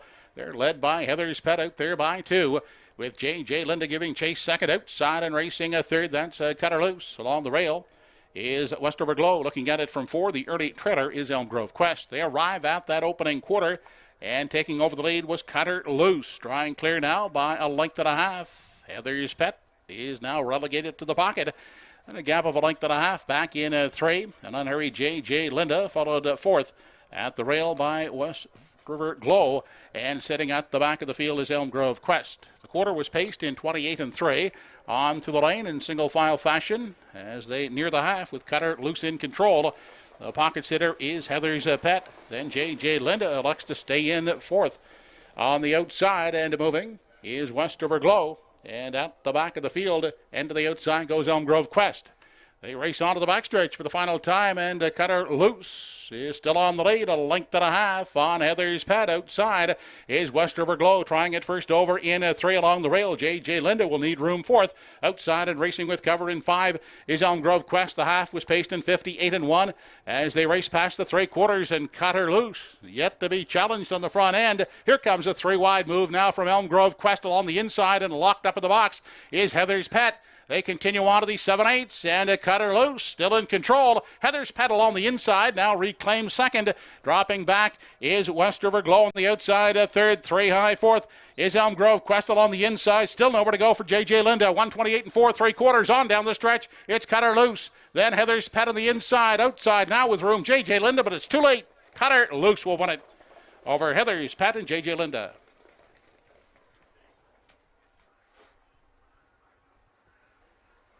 Odd in 159 and 1/5.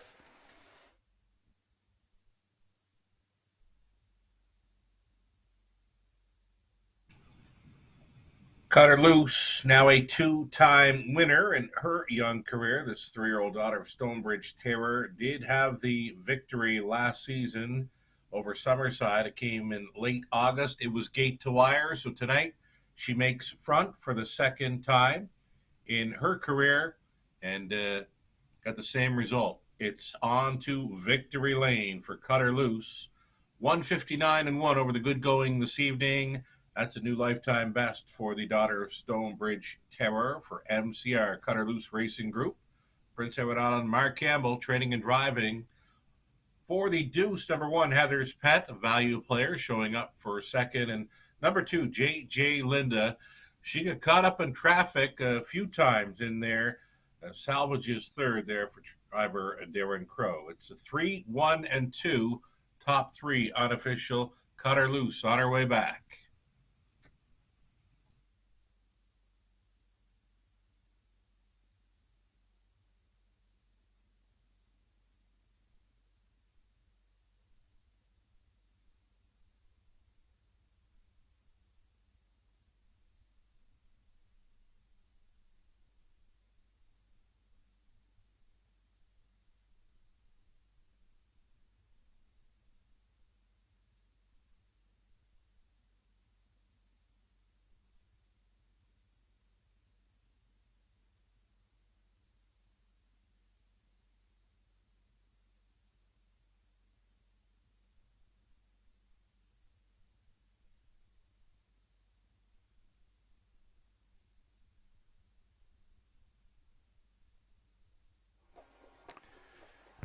Now back in Victory Lane, the 5th race winner, B division of the Atlantic Sire Stakes for 3-year-old pacing fillies. Number 3, Cut Her Loose. The daughter of Stonebridge Terror out of the Paris Dexter Dam, Becky's filly.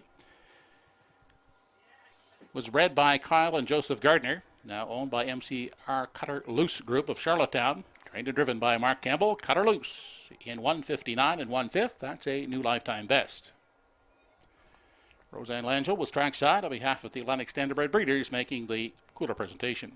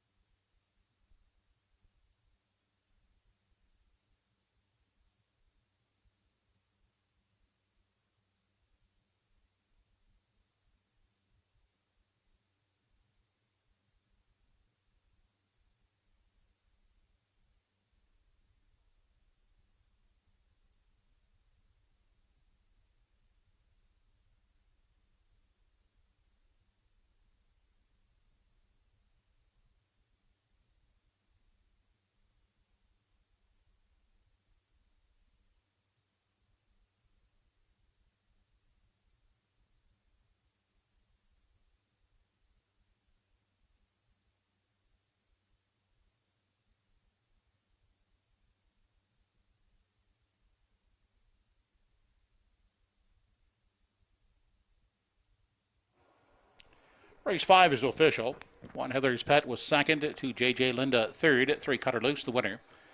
4 Elm Grove Quest fifth, and 5 Westover Glow fourth. Fractions were 28 and 3, 58 and 1, 128 and 4 in the mile. A new mark for Cut Her Loose, 159 and 1/5. From the top, 2-3, 154. 3-1-2 try in the 5th race, $53.70. The 3-1 exactor, $38.70. Up next, race 6, no changes. Post time in less than 9 minutes.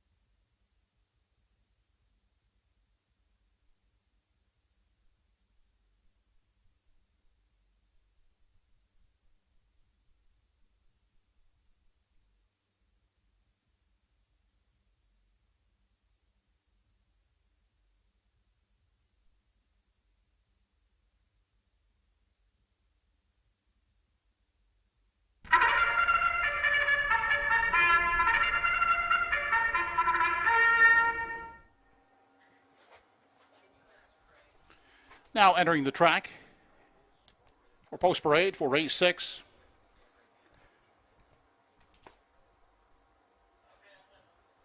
Here are the entries in race 6. Number 1 at the helm, owned by Pam Moore and Blair Saunders. Andy Campbell driving.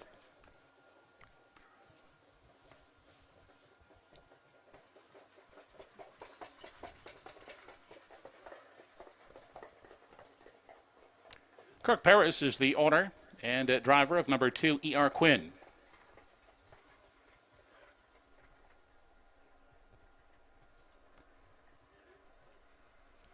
Number 3 in the group is Reggie's Game, owned by Donna Wilson with Toby McDonald in tow.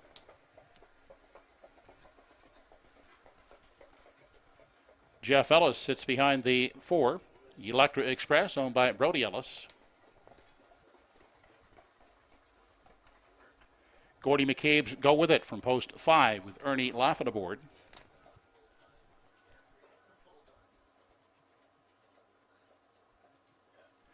Carl Eisner is the driver. Calvin Eisner is the owner of number 6, Kidam Image.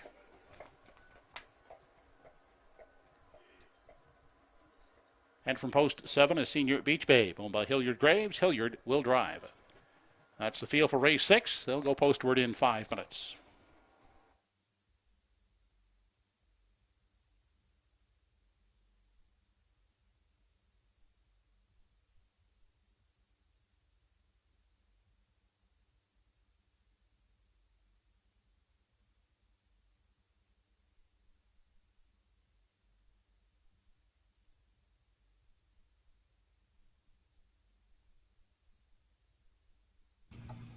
Moments away now from race 6 at Truro, getting a look at number 1 at the helm. At the helm has come back large this season from 3 outings, been first and second in each of his last 2. He started off the season with a parked out second best finish as well, so 3 for 3, top 2 finishes. At the helm figures again here with Andy Campbell staying on board for co-owners Pam Moore and Blair Saunders. Pam does the conditioning. At the helm, another rail advantage. Try him on top here, bumping up in class.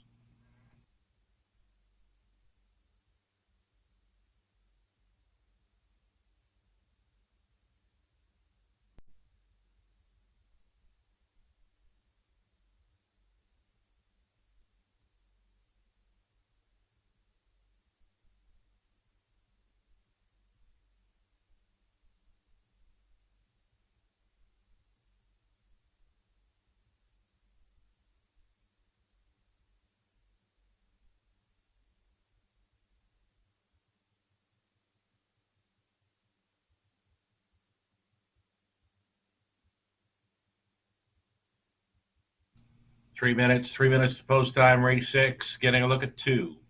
E.R. Quinn, this big 10-year-old son of Total Truth, will be on or near the lead. Fitting in well this week and draws, he's drawing much better than last time and trying to make it 2/3 in a row over Truro. E.R. Quinn. E.R. Quinn, as mentioned, will be on or near the lead with this group at 8 to 5.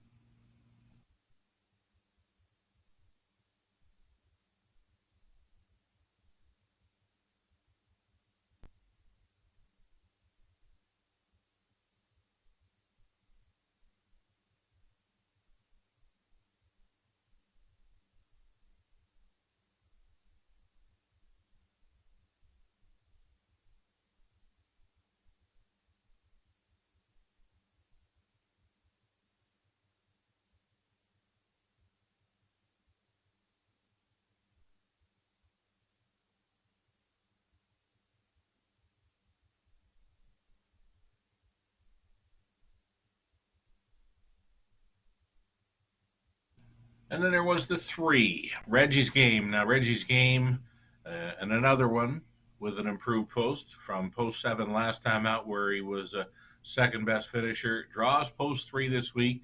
Figures to be a top 3 player here for Trainer Driver Toby McDonald. On board for the owner, Donna Wilson with Toby McDonald. Reggie's Game, a son of Steelhead Hanover, always in the hunt and fitting in well with these.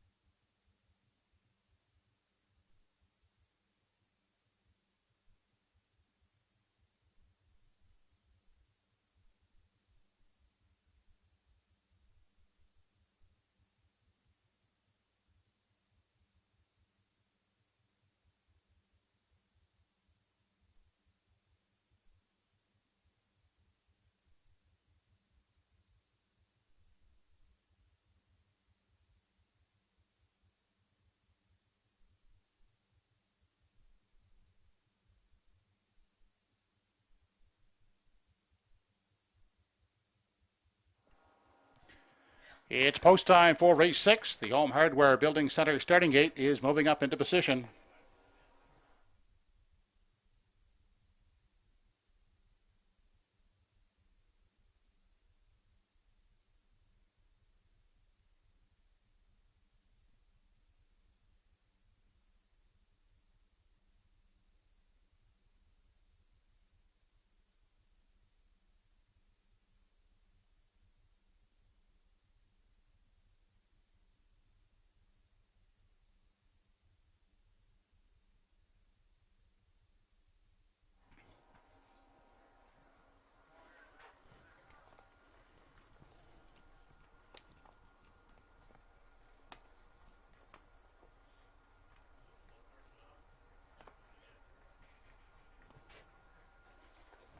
Race number 6 on the evening has at the helm E.R. Quinn, Reggie's Game, Electra Express, Go With It, Kid'em Image, and Senior Beach Babe.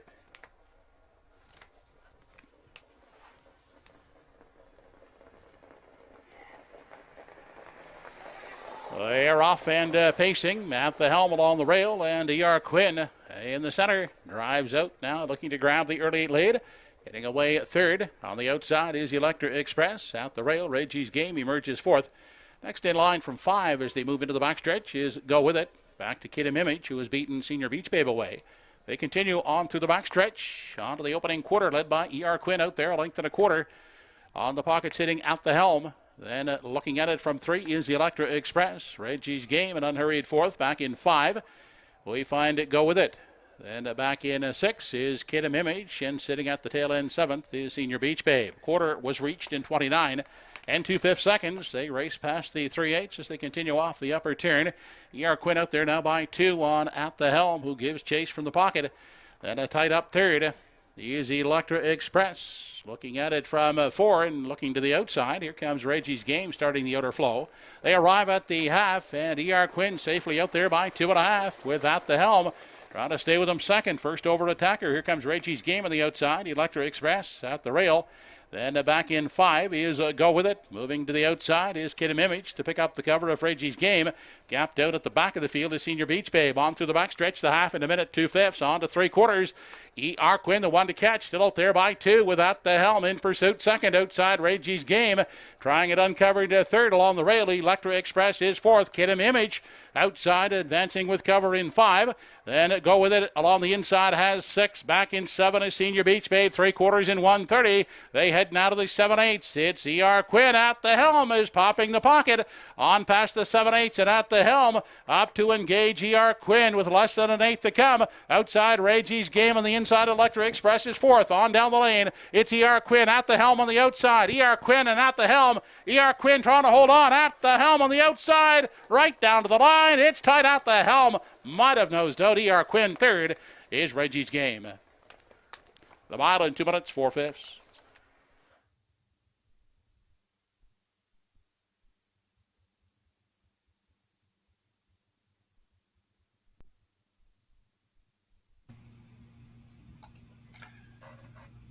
This may be a program order finish. It appeared to be one at the helm, reaching up there in the final stride. E.R. Quinn right there with at the helm in a win photo. Reggie's Game was 3rd. Electra Express appeared to be 4th. Again, this could be a 1 through 7 program order finish here at Truro. It appeared to be the one at the helm, up in time. In a win photo with number 2, E.R. Quinn here. Hold all tickets till the result becomes official.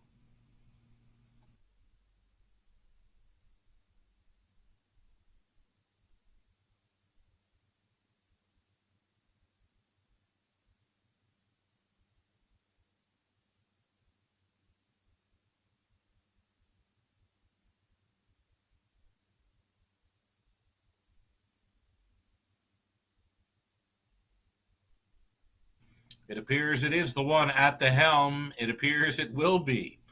1, 2, 3, 4, right through to 7 for the program order finish here. The mile time, 2 minutes, 4/5. At the helm, red hot this season. 2 wins, 2 seconds from 4 outings for trainer Pam Moore. Andy Campbell getting along fine with at the helm at the helm looking after Andy. Andy looking after at the helm.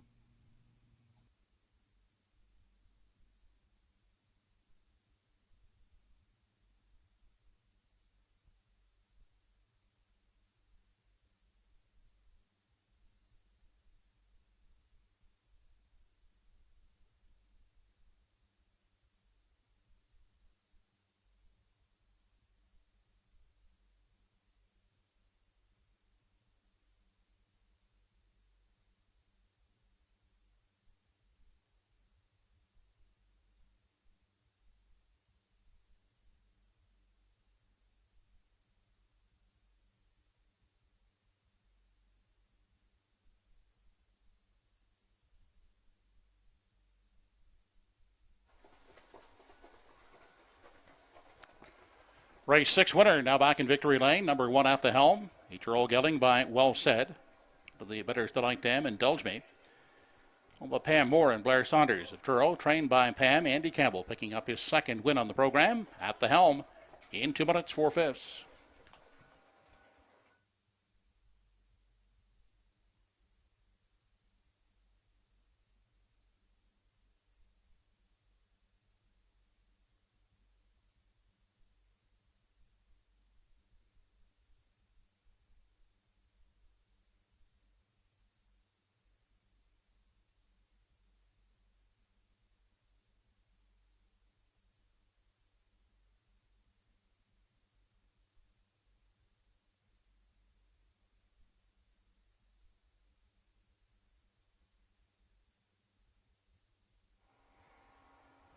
Here is the complete rundown from race 6. Number 1 at the helm, the winner. 2, E.R. Quinn second. 3, Reggie's Game third. 4, Electra Express fourth. 5, Go With It fifth. 6, Kid of Image 6. And 7, Senior Beach Babe 7. Fractions 29 and 2, a minute 2/5, 1:30, and the mile in 2 minutes and 4/5. Top down, 1, 2, 3, 4, 5, 6, 7. The 1, 2, 3 try in race 6, $20 even. 1, 2 exactor, 7.10.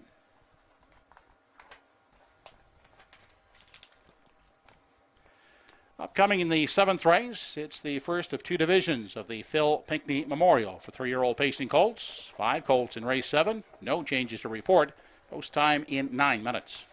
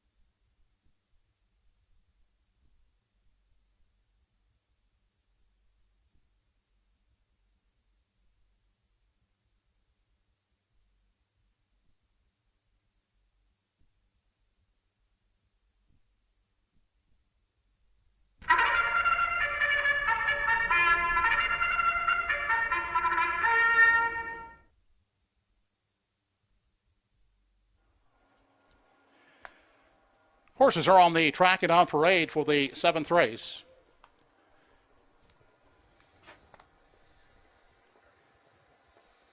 Race 7 is the inaugural division of the Phil Pinckney Memorial for 3-year-old pacing colts, formerly known as the Nova Scotia Stake.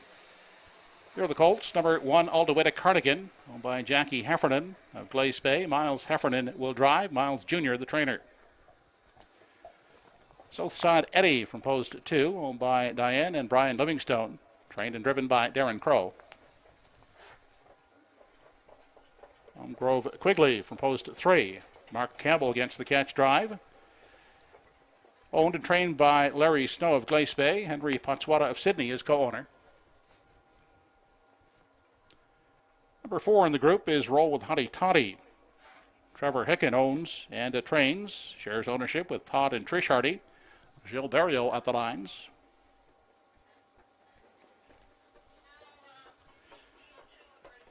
Rounding out the field, the 5, Maximum Lovin, owned by Ian Tate of St. Andrews. Trained by Clara McDonald with Ken McDonald in the seat. That's the colts for the first division of the Phil Pinckney Memorial. Post time in 5 minutes.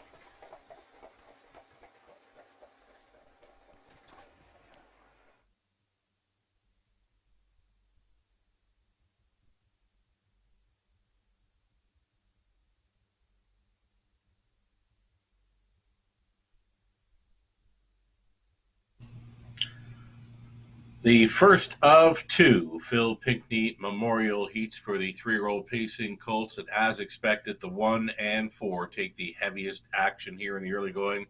My top selection here, number 1, All the Way to Cardigan.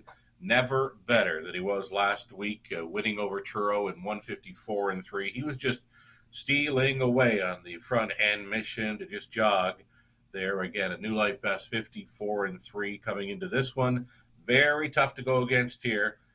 As mentioned, the first division of the Phil Pinckney Memorial for 3-year-old pacing colts.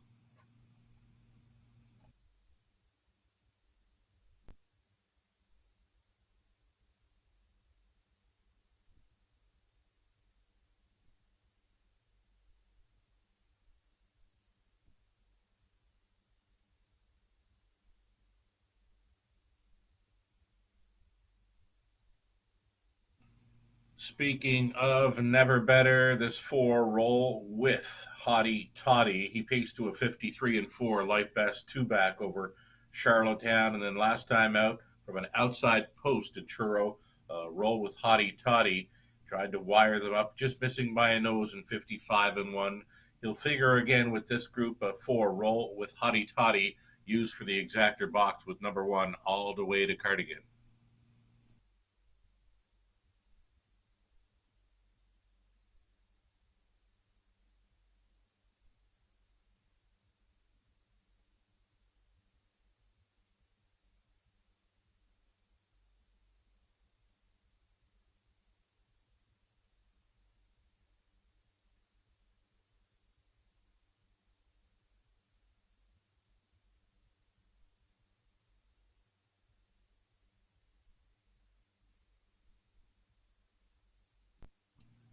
Three minutes to post time. And here's a look at number 2, Southside Eddie. He's been improving every week, lightly raced, and now making his 4th career start. Doesn't have a whole lot of early speed to work with just yet, but when he can put it all together, look out for Southside Eddie as the weeks come ahead. For stakes action around the Maritime, Southside Eddie was a sharp winner under wraps 2-back, and then a bang up second when grinding first up there in 55 flat last week. A very handsome son, better than Cheddar, in with a top 3 chance here. Southside Eddie in the Phil Pinckney Memorial Heat.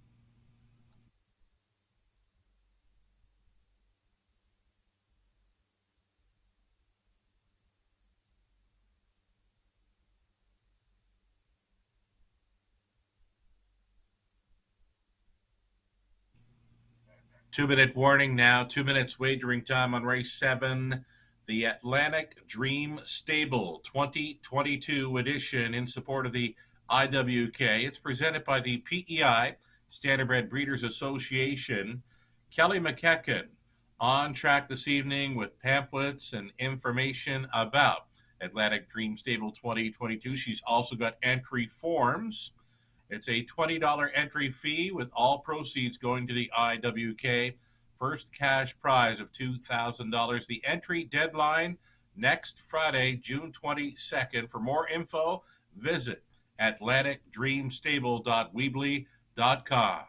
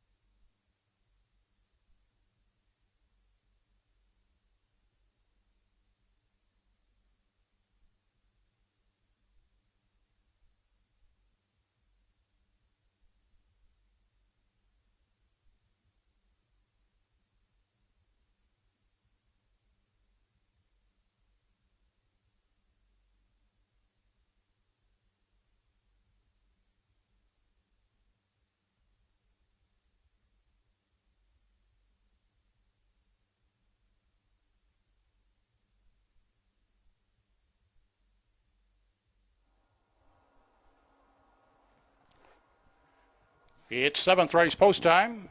3-year-old colts moving in behind the Home Hardware Building Center starting gate.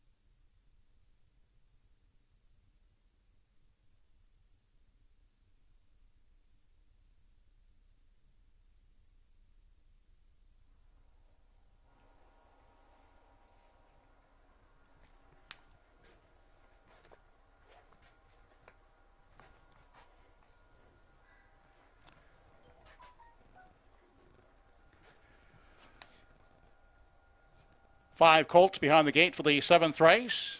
First division of the Phil Pinckney Memorial for 3-year-old pacing colts. Purse of $5,960. All the way to Cardigan. Southside Eddie, Elm Grove Quigley. Roll with Hottie Toddy and Maximum Lovin'.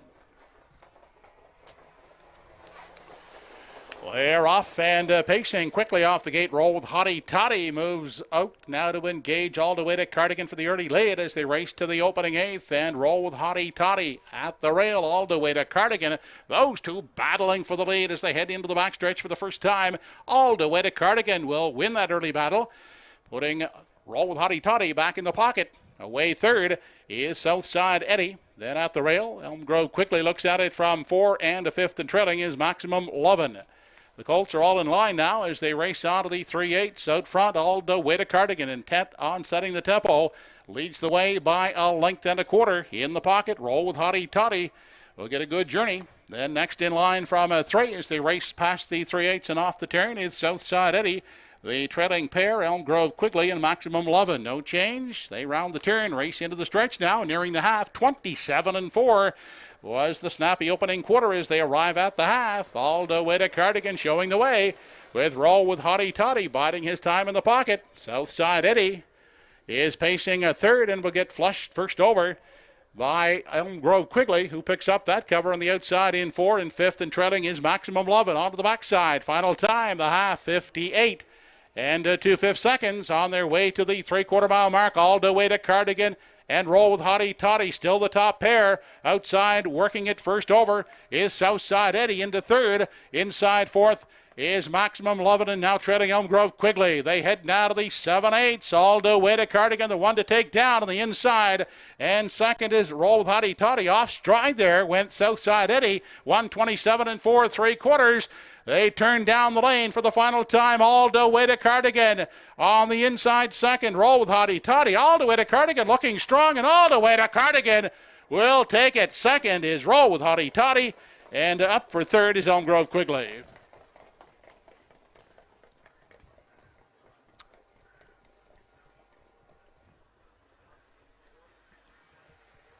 A mile in 1:55 and 4/5.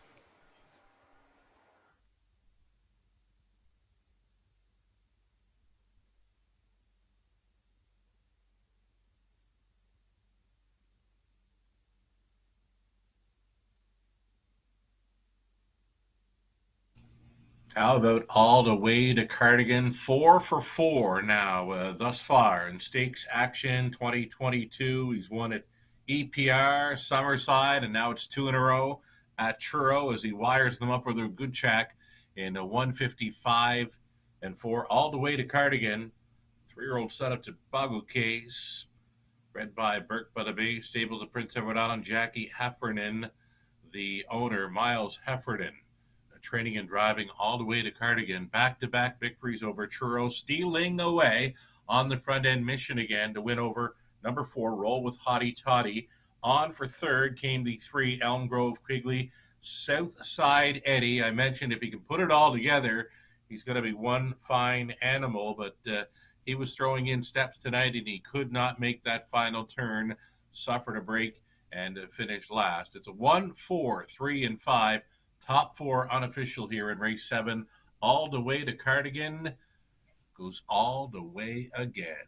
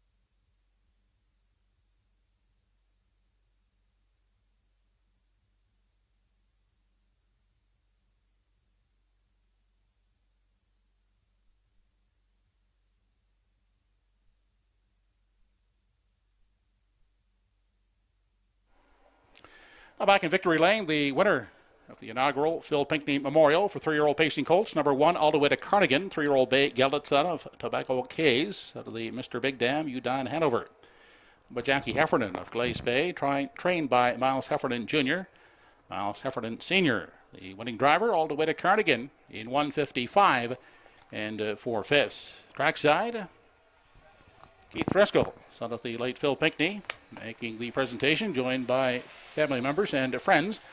And also Truro Raceway would like to extend a special welcome this evening to the Honorable Dave Ritzie, MLA for Truro, Bible Hill, Millbrook, Salmon River, who was with us this evening, joining in the presentations to the winners of the Phil Pinckney Memorial Stakes. Welcome to Truro Raceway, Dave.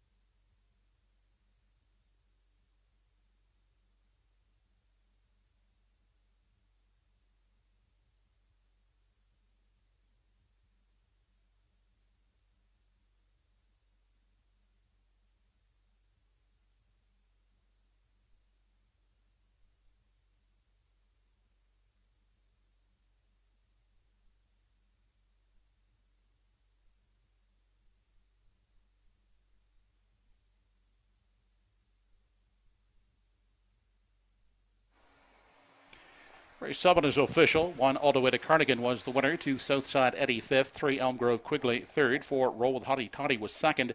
And 5 Maximum Love in 4th. 27 and 4 the quarter. The half 58 and 2. 3 quarters and 127 and 4. The mile and 155 and 4. Top down 15324. 143 try 1420. 14 exactor 890.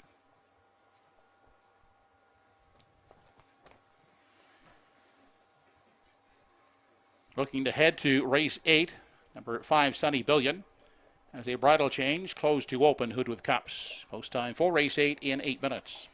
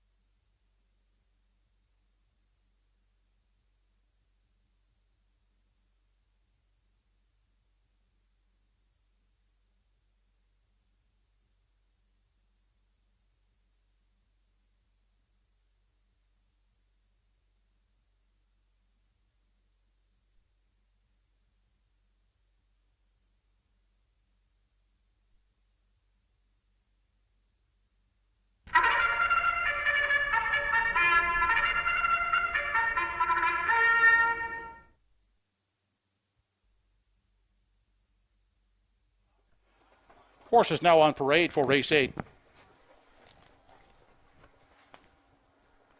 Number 1 in the field is Arts Slake, owned by David and Diane Settle. Ernie Laffin gets the call.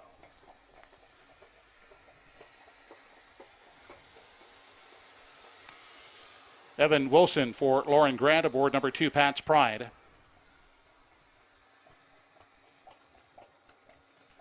Arlene Gillis and the estate of Freddie Buffett, the owners. Brody McPhee will drive this evening, number 3, Nay Monster.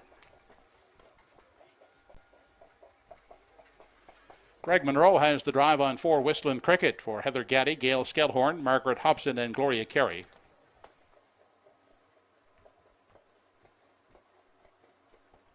The Won't Back Down stable, the owners of 5, Sunny Billion, Paul Langell drives. Henry Smallwood with number 6, Lucy with Diamonds, owned by Cyril Harvey. Todd Treitz will guide to Sour d'Orléans from post 7 for owner Don Ellis Abbott. And Cyril Harvey owns and drives number 8, Prada Paradise. Co-owner is Robbie Smallwood. Post time for race 8 in 5 minutes.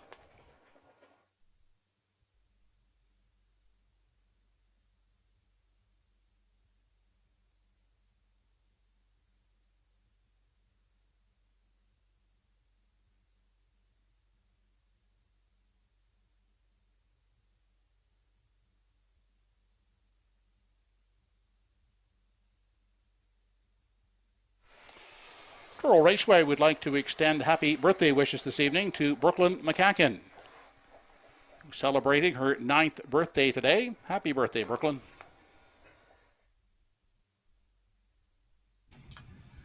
Indeed. Happy birthday, Brooklyn. Getting a look at number 3, Nay Monster. Nay Monster was closing up very strong in his most recent to finish. I'm looking at a 3rd best finish, 3rd in the dead heat. 2 minutes, 4/5 in there. That's good enough to win this race, a 2-minute mile. Nay Monster. Driver change this evening. It's listed in the program. Brody McPhee hops on board for a catch driving assignment. This 14-year-old son of Force of Life will try for the 38th career victory. Nay Monster opening up as a heavy favorite at 4-5. I didn't see 4-5 coming. I saw maybe 5-2 or 3-1. Number 3, Name Monster right now over bet, and now drifting up slightly to 8-5 again. Brody Monster, or make it Brody McPhee hopping on board.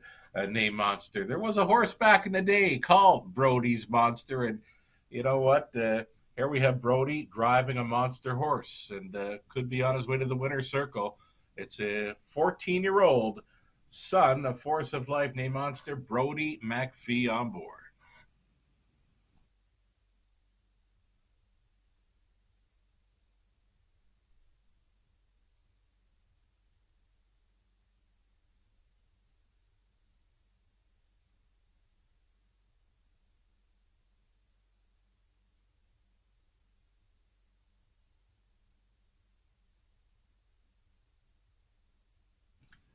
Still time here. Number 4, Whistling Cricket. Greg Monroe listed this evening on the Free-Legged Daughter of Immaculate. He's had some braking issues this season, not like her. Whistling Cricket must mind the manners to compete with these. 2-1 currently.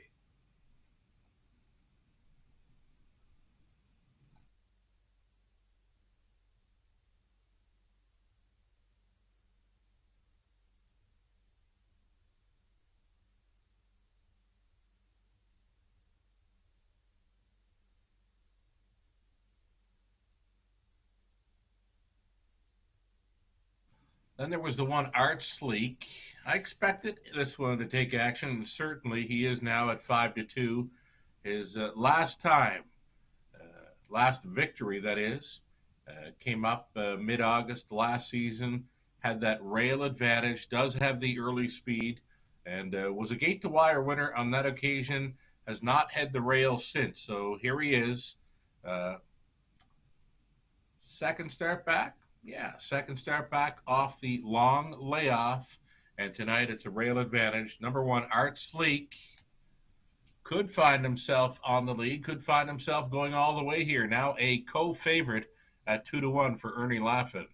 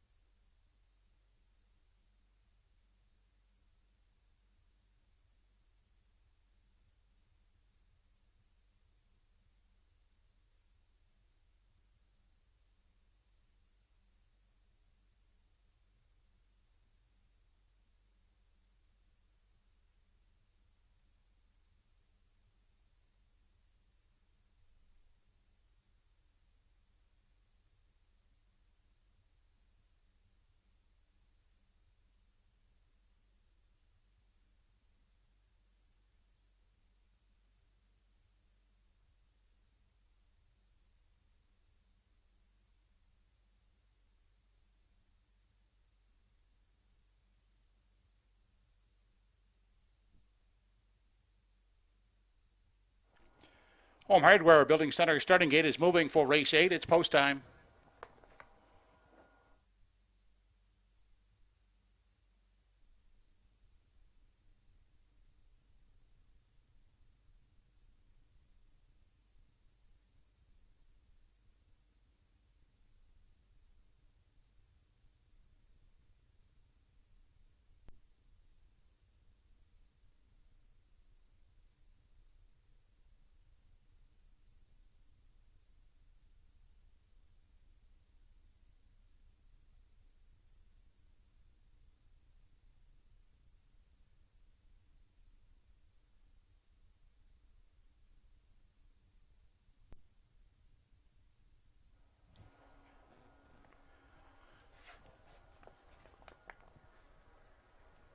Eighth race of the evening has Art Slake, Pat's Pride, Nay Monster, Whistling Cricket, Sunny Billion, Lucy with Diamonds, Dessert d'Orléans, and Pride of Paradise.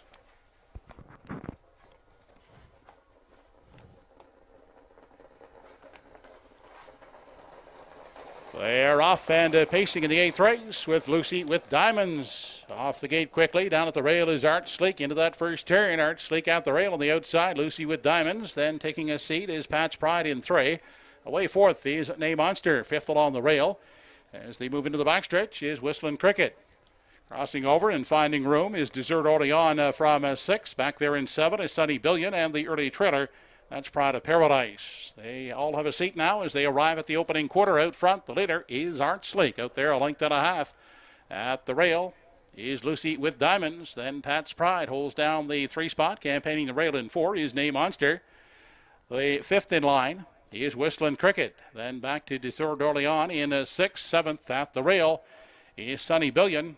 And sitting at the back of the field is Pride of Paradise in eight. 28-4 was the quarter. On through the stretch now as they approach the half. Art Sleek continuing to chart the path. Still maintaining that length and a half margin on the pocket sitting Lucy with Diamonds. Staying at the rail is Pat's Pride third. Working first over now is Whistling Cricket from four. Fifth along the rail is Nay Monster. Then back to Dessert d'Orléans. To the outside goes Sunny Billion from seven. And still trailing is Pride of Paradise onto the backstretch. The half 59-4. They're on their way to three quarters, and they're still chasing Art Slake. Getting a good journey. Lucy with Diamonds still in the pocket. On the outside, that's Whistling Cricket traveling third. Along the rail is Pat's Pride in four. They check in at three quarters. Art Slake is still the boss outside. And closing in now is Whistling Cricket second along the rail. That is Lucy with Diamonds pacing third. Pat's Pride trying to stay with that group in four. They travel on past the 7/8 now. Art Slake under siege from the first over attacker. Whistling Cricket in the pocket is Lucy with Diamonds third. They break away from the field now. That fray as they make the final turn. 129-3. Three quarters. Art Sleek try to take it home on the outside. Whistling Cricket. It's Whistling Cricket getting up in the final few strides to take it. Art Sleek is second and third is Lucy with Diamonds.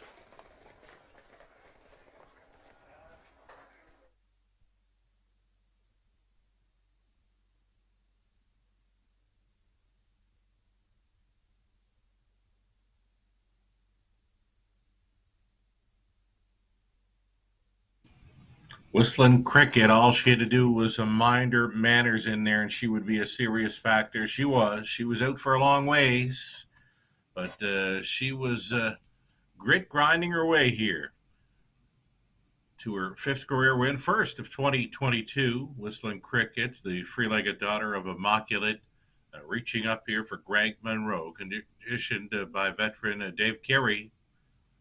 Whistling Cricket showing up with her A game to win over Art Sleek. Carved out fractions of 28-4, 59-4, 129-3. We'll await the winning time for Whistling Cricket. Up for third, the six, Lucy with Diamonds. It appeared to be five, Sunny Billion in to take fourth. It's a 4-1-6-5 unofficial.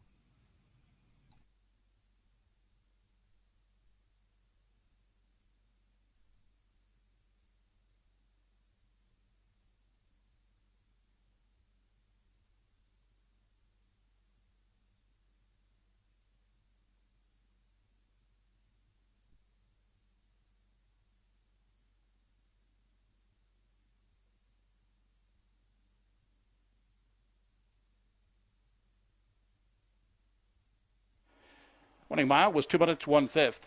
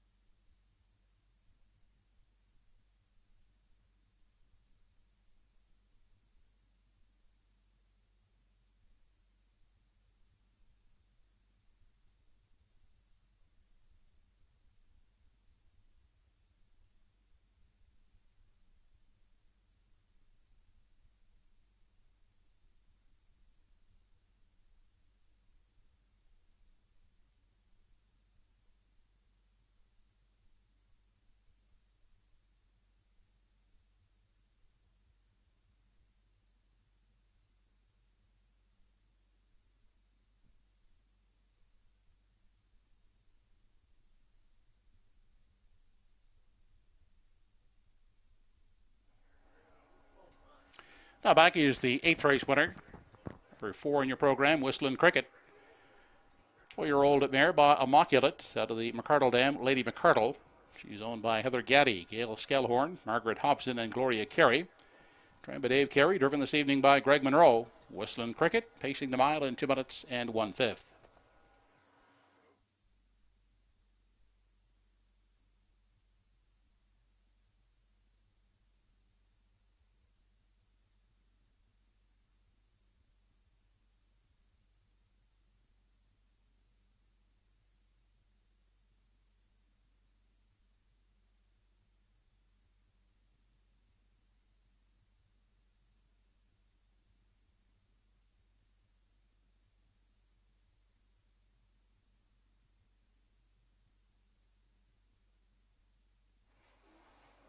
Here's how they finished in race 8. Number 1 Arch Leak was second, 2 Pat's Pride 7, 3 Nay Monster 5th, 4 Whistling Cricket the winner, 5 Sunny Billion 4th, 6 Lucy with Diamonds 3rd, 7 Desert Orleans 6th, and 8 Prada Paradise was 8th. Fractions 28 and 4, 59 and 4, 129 and 3, the mile in 2 minutes 1/5. Rechecking your programs from the top down, it should read 275 143 68. 416 8th race try, $110.80. The 4-1 exactor, $70.40. Up next, race 9, second division of the Phil Pinckney Memorial for 3-year-old pacing colts. There are no changes in race 9. They'll go to the gate in less than 9 minutes.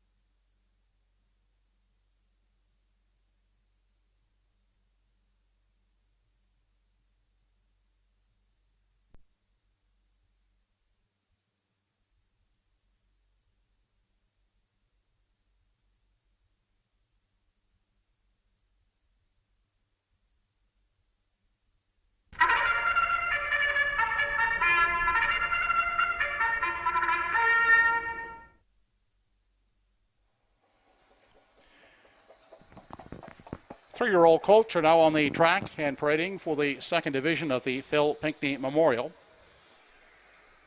They'll compete for a purse of $5,960 from post 1, What's Up Doc, owned by John McClellan of Mabu, trained and driven by Darren Crow.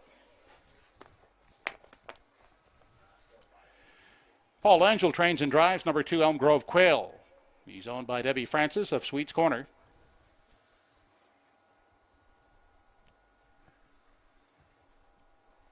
Peter Smith of Stratford PEI, along with Gerald Morrissey of Charlottetown, share ownership of number 3 Fernhill General, trained by Earl Smith. Brody McPhee will drive.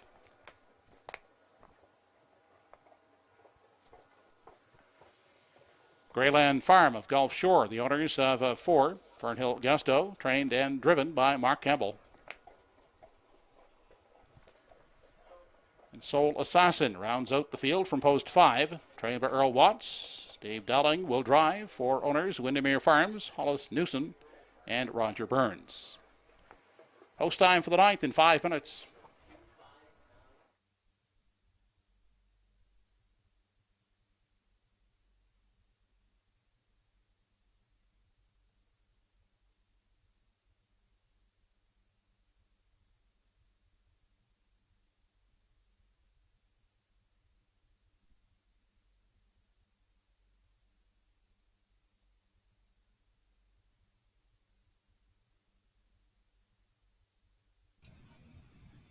Getting 5-2 value right now, number 3 Fernhill General in this second and final heat for the Phil Pinckney Memorial 3-year-old pacing colts. Now Fernhill General, gate to wire winner in his latest over Truro in stakes action. He just toyed with them last week. Brody just sitting like a statue in the sulky at the finish line, and he appeared to be grinning. He was winning that easy with Fernhill General last time out. I believe you can put him on top again. Right now, the price is so right at 5-2.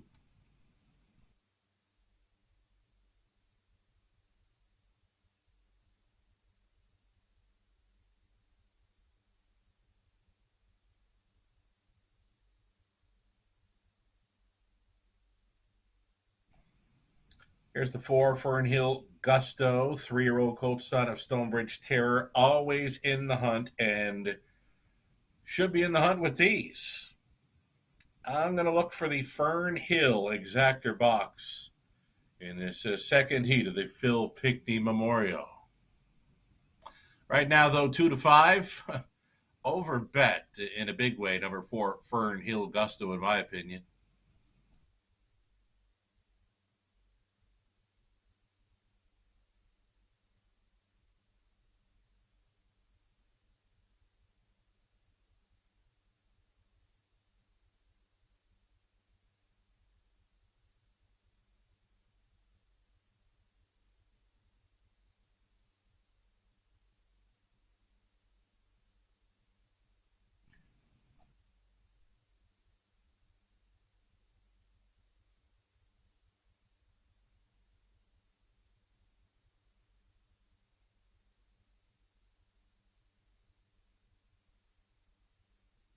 Two-minute warning, 2 minutes to post time, race number 9. Here's a look at number 2, Elm Grove Quail.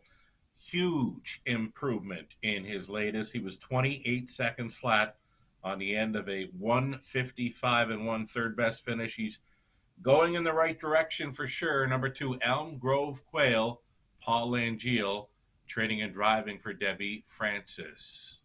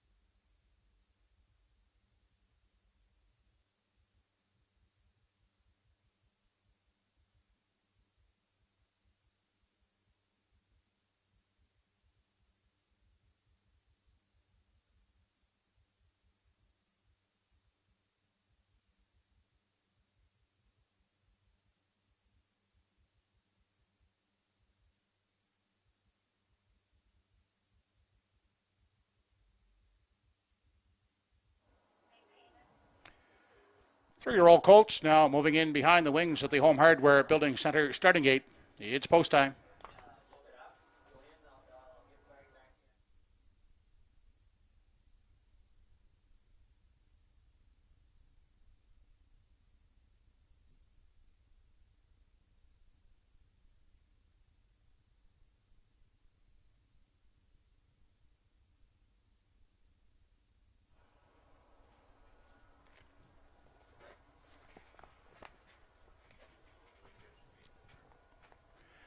Race number 9 on the evening, second division of the Phil Pinckney Memorial. For three-year-old pacing colts, purse of $5,960.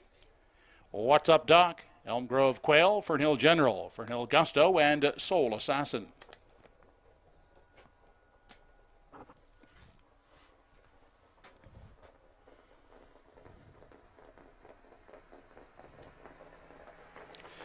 They're off and pacing. What's Up Doc along the inside, outside Fernhill General, Fernhill Gusto. Those three across the track as they vie for early positions. Into the first turn, onto the opening eighth they head, and Fernhill General in the center moves on to grab the lead on the outside. Fernhill Gusto is caught out racing at second inside. What's Up Doc emerges in 3, back in the 4 spot. As they move on through the backstretch is Elm Grove Quail, and Soul Assassin is 5th and at the back. They arrive at the opening quarter, led by Fernhill General. Finding a tuck in the pocket now was Fernhill Gusto. Back in 3, What's Up Doc. Then looking at it from 4. As they approach the 3/8 is Elm Grove Quail, 5th and at the back Soul Assassin. The colts were past the opening quarter in 28 1/5 second. They're single file now as they move off the turn and race on through the stretch in front of the grandstand for time 1, approaching the half, and Fernhill General is on the lead by a length and a half over the pocket sitting Fernhill Gusto. Inside, What's Up Doc will stay at the rail third. Now coming first over, here comes Elm Grove Quail up on the outside. And to follow that move, Soul Assassin steps to the outside from 5. They race now to the backstretch for the final time. And Fernhill General is still the boss. Fernhill Gusto will stay in the pocket, working uncovered outside third. That is Elm Grove Quail. Then outside and following cover in 4 is Soul Assassin. Now 5th is What's Up Doc. The half was 59 1. As they arrive at 3/4, Fernhill General will be tough to catch now from here on as they race past the 3/4 and onto the 7/8 on the inside. Fernhill Gusto getting a golden trip outside and braving it first over. Elm Grove Quail is still right there as they arrive at the 7/8. 129 was the 3/4. They turn for home now, and it's Fernhill General with the lead on the outside. Elm Grove Quail inside is Fernhill Gusto third. On down the lane they come. Fernhill General, Fernhill Gusto, Elm Grove Quail. They're not going to get to Fernhill General, winning it by a length and a half over Fernhill Gusto and Elm Grove Quail. The mile in 157 2/5.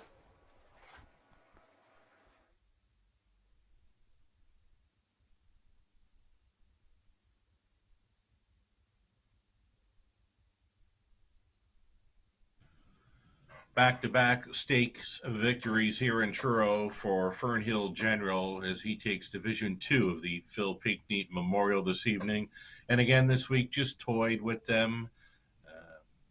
Brody actually asked him for a bit of pace during this final 8th, and he certainly responded. Coming home 28 2 this evening for a win over the good going 157 2. Fernhill General, now an 8-time winner throughout his career. He's got 2 victories this season, the latest in the Phil Pinckney Memorial. A much the best winner here. Brody McPhee on board for veteran trainer Earl Smith, the owners Peter Smith and Gerald Morrissey. Second best, number 4, Fernhill Gusto to complete the Fernhill Exactor. And number 2, Elm Grove Quail, a gutsy enough effort, going first up for a long ways for trainer driver Paul Langio. 3, 4, and 2, top 3. Unofficial as Fernhill General makes his way back for a winner's circle presentation.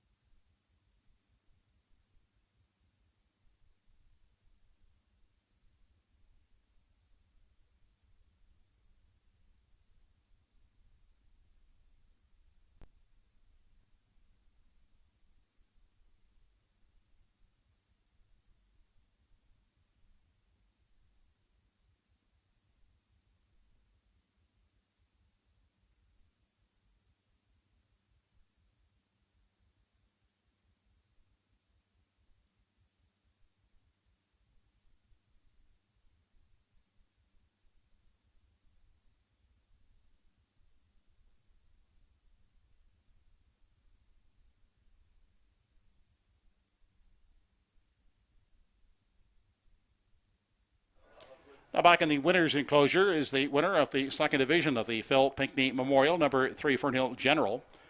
It's a 3-year-old Bay Gelded son of Malicious out of the Arts Place Dam, Noble Ellen. Peter Smith of Stratford PEI and Gerald Morrissey of Charlottetown. It was bred by Brian McLeod of Truro, trained by Earl Smith. Brody McPhee, the winning driver. Fernhill General winning the second division in 157 2/5. Keith Driscoll trackside, joined by family members and friends, along with the Honorable Dave Ritchie, making the presentation to the winning connections of Fernhill General. Trainer Earl Smith and driver Brody McPhee taking the second division of the Phil Pinckney Memorial in 157 2.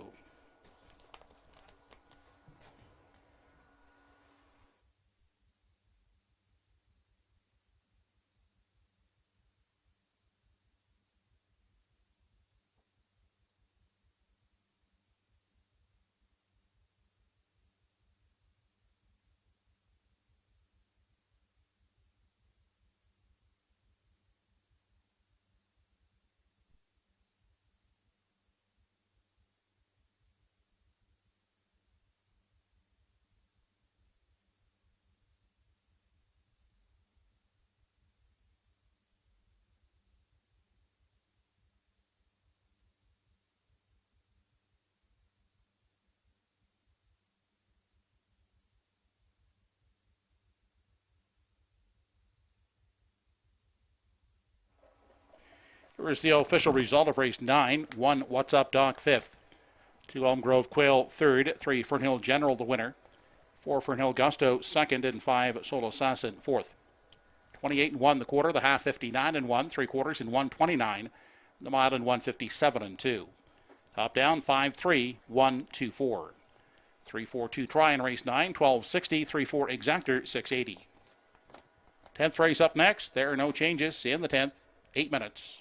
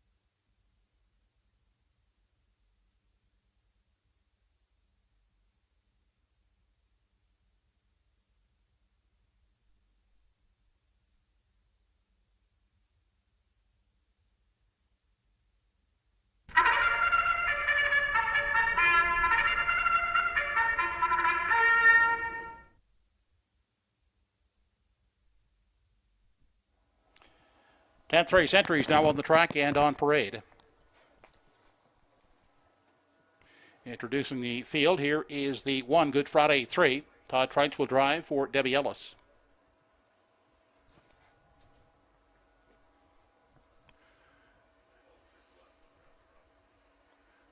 Orly Beaumont is the owner of number 2, Thunder Alley. Dave Dowling gets the call.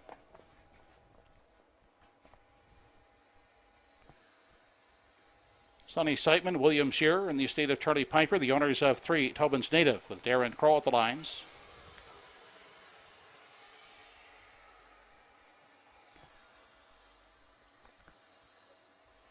Greg Monroe will accompany Lady in Paradise from post 4, owned by Dave and Craig Carey, along with Ron Garland.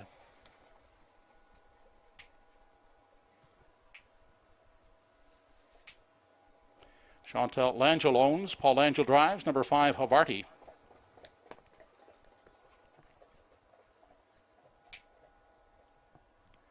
Charles Bolden and Kevin Harvey are the owners of number 6 back in the game. Ryder Matthews Renison in the sulky. That's the field for race 10. Post time in 5 minutes.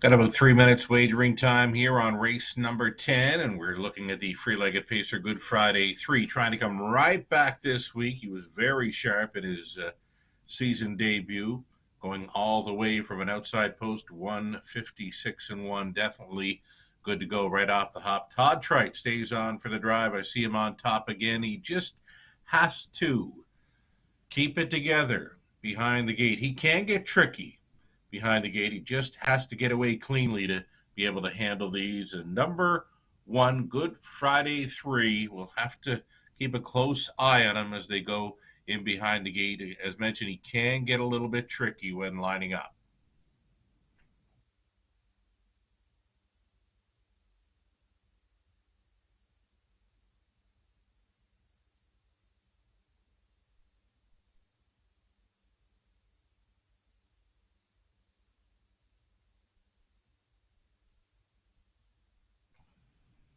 Dave Dowling going up on number 2, Thunder Alley. Might have had a drive or two on this horse last season. It's tough for me to remember right now at this point, but Thunder Alley, Dave Dowling does a fine job when he hops up on a horse when he hasn't been on board for a while. So Thunder Alley with an inside post, I can see him sitting up close there with a Good Friday 3. If a Good Friday 3 gets away cleanly, I could see Thunder Alley in for the 2-hole ride. Could give Good Friday 3 a run for his money in the late going. I see a 1-2-2-1 here in race number 10.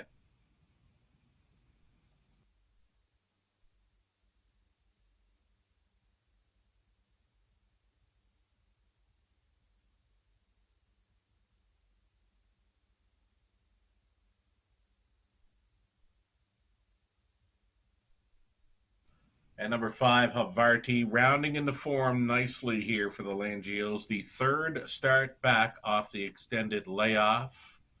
Shows a 56 and 4 mile time in her latest. More than capable of hitting the try. I don't see her finishing anything better than that. She will be racing from well off the pace, I'm thinking. It's, for me, 1-2-2-1 with a 5 for 3rd.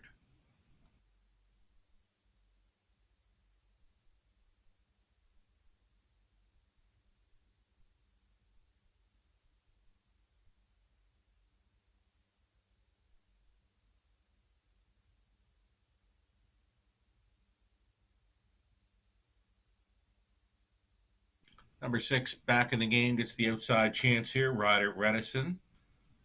Ryder Matthews Renison on board for Trainer George Renison. Kevin Harvey and Charles Bowen. Bowen sharing the ownership on 6 back in the game. Made that break over at Charlottetown. Took every chance away in the late going there. The outsider looking in. A possible top 3 threat here in race 10. Final call for wagers.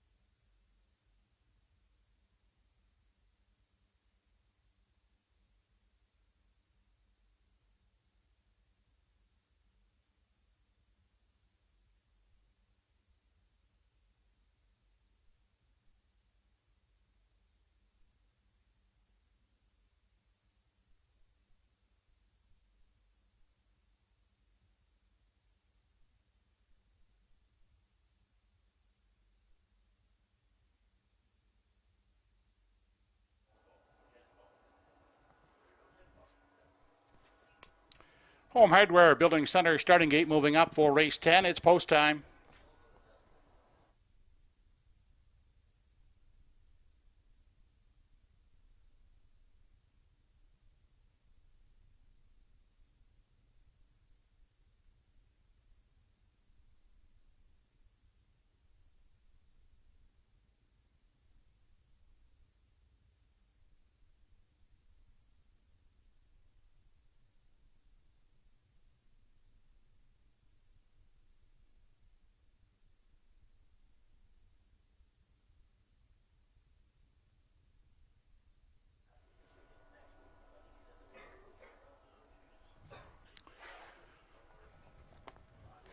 Race number 10 has Good Friday 3, Thunder Alley, Tobin's Native, Lady in Paradise, Havarti, and back in the game.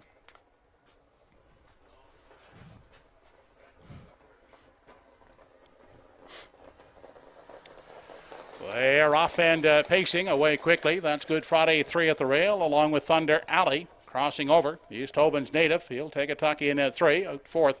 He's Lady in Paradise, back there in 5 for Havarti, and back in the game is a gapped out 6th. Onto the backstretch for the first time. They head to the quarter, led by Good Friday 3 out there, a length and a quarter.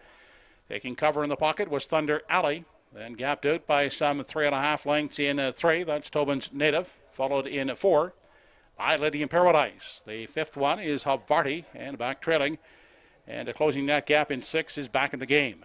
They continue single file as they race to the 3/8, and it's Good Friday 3 out front, the leader. Right there. On his back second is Thunder Alley.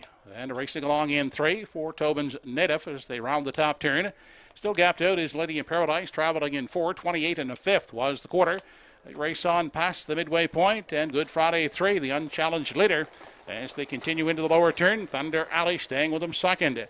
Now a closer third is Tobin's Native with Lady in Paradise. Next in line 4th, back to Havarti in 5, and still treading is back in the game. They head to the backstretch. Still no movement as they approach 3/4. It's still Good Friday 3 in control. Staying with them second, Thunder Alley with Tobin's Native. Next in line third, 57 and 2 was the half. They arrive now at the 3/4. Good Friday 3, Thunder Alley still the top pair with Tobin's Native third. Then racing 4th. Now his Havarti. Back there in 5 for Lady in Paradise. And still treading is back in the game. Now pulling the pocket is Thunder Alley up alongside Good Friday 3. 126 and 3/3. An 8th left to come, and Thunder Alley on the outside has taken over. Good Friday 3 is back second. On down the lane they come now, and Thunder Alley leads them to the payoff. On the outside of Hardy tries to close in. It's Thunder Alley, and Thunder Alley will prevail. Finishing second is Havarti, holding for third Good Friday 3. The mile in 156 flat.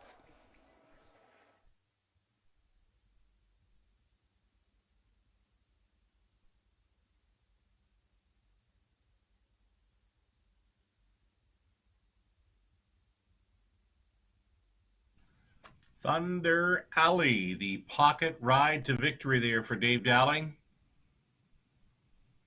Home in 29-2 for a trip tonight in 156 over the good going. Thunder Alley on top. Havarti closed up well from way back, getting second in there. Pace setter Good Friday 3 stays on for third, holding off Tobin's Native in the passing lane. 2, 5, 1, and 3.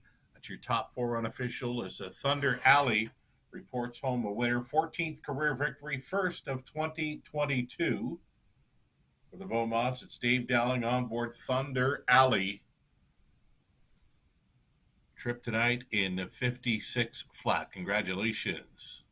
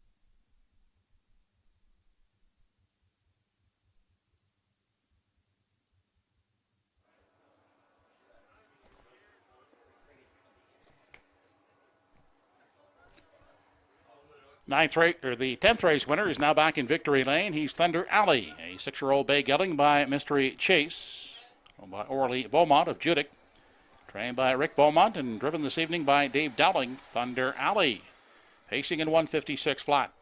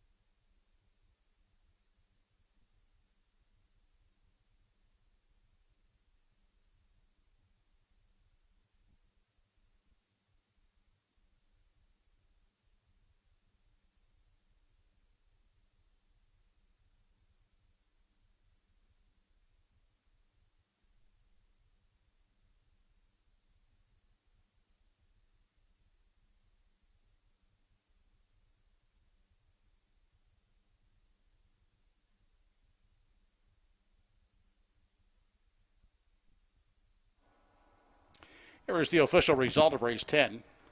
1 Good Friday 3 was third, 2 Thunder Alley the winner, 3 Tobin's Native fourth, 4 Lady in Paradise fifth, 5 Havarti was second, and 6 back in the game sixth.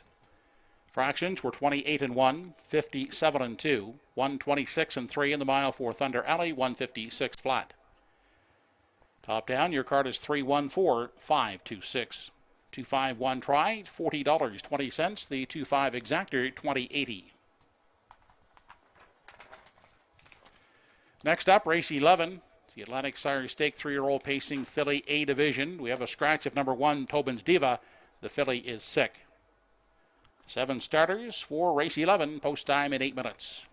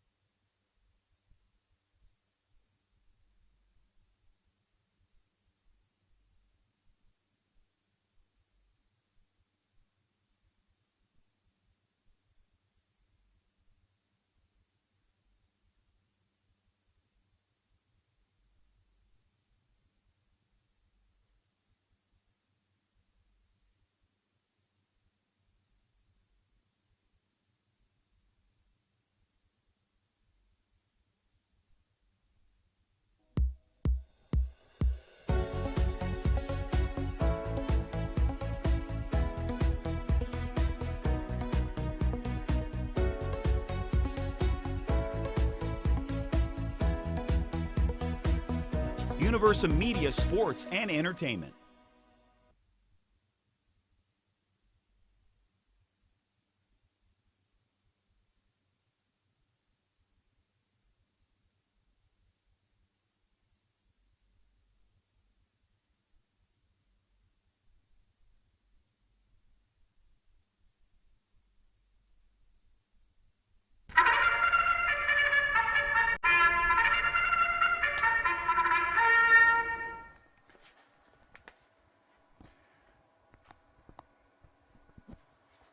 Fillies now entering the track for the 11th race, race 11, A Division.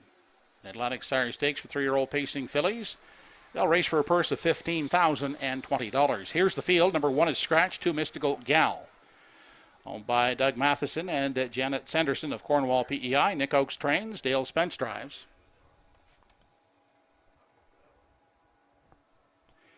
Eddie Doucette, Blaine Thibault, Gordon McLeod, and Grant Mann of Kensington PEI are the owners of number 3, the Real Princess, trained by Eddie Doucette with Corey McPherson aboard.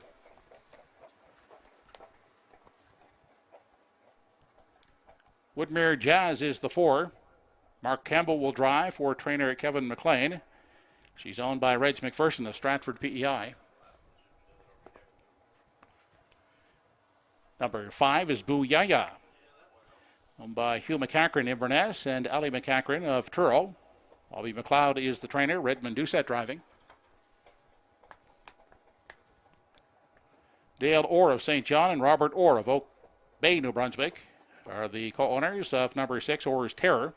Gilles Berriot trains and drives. Darren Crow has the drive on number 7, Malice Intent, trained by Danny Romo and owned by Ian Banks, Ernie Gillen, Butch Hocko, and Danny Romo.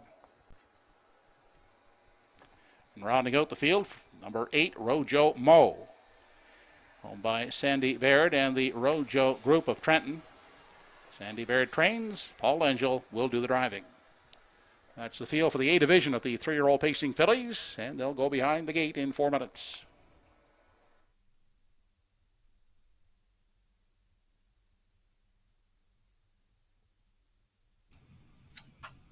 Four minutes to post time here on the upcoming 11th race. Richest event on the night. Atlantic Sire Stakes, a 3-year-old pacing fillies, A Division, purse over $15,000. We'll touch on the Walter Dale here briefly. It's the Walter Dale Invite tomorrow afternoon in St. John at Exhibition Park Raceway, 1 p.m. start time. Again, a racing for a $6,000 purse for the Walter Dale Invite. EPR in St. John tomorrow afternoon. First race post time, 1 p.m. The Walter Dale goes off as race 5 from the rail. Bet 'em again. You've got Blood Money in there, American Risk, a Batter Up Hanover, both coming in from Truro. Time to Dance, Father of the Year, Screen Test. A field of 7 for the Walter Dale Invite tomorrow afternoon in St. John at EPR. Best of luck to all racing and playing tomorrow. Getting a look right now at number 3.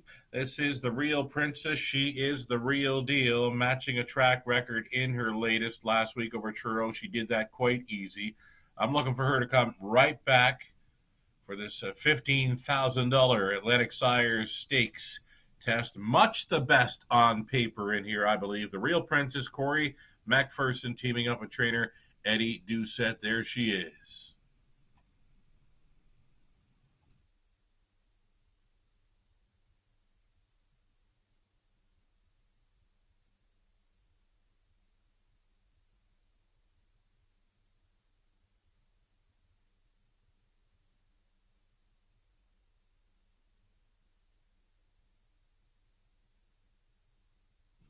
And scoring down with my top selection, the Real Princess, was the 4, Woodmere Jazz.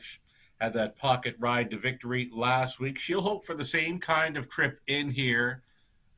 Could be sitting 3-4 all the way. And, Woodmere Jazz, she may braven up with the 2-hole ride like she did last week. She exploded when getting right line, turning for home, and going on by the pace setter there, J.J. Scarlett. But Woodmere Jazz, hoping for that 2-hole ride again, and maybe hoping to go by what should be a heavy favorite of number 3, the Real Princess. The Real Princess currently at 6-5. Right now, 4-1 value on 4, Woodmere Jazz.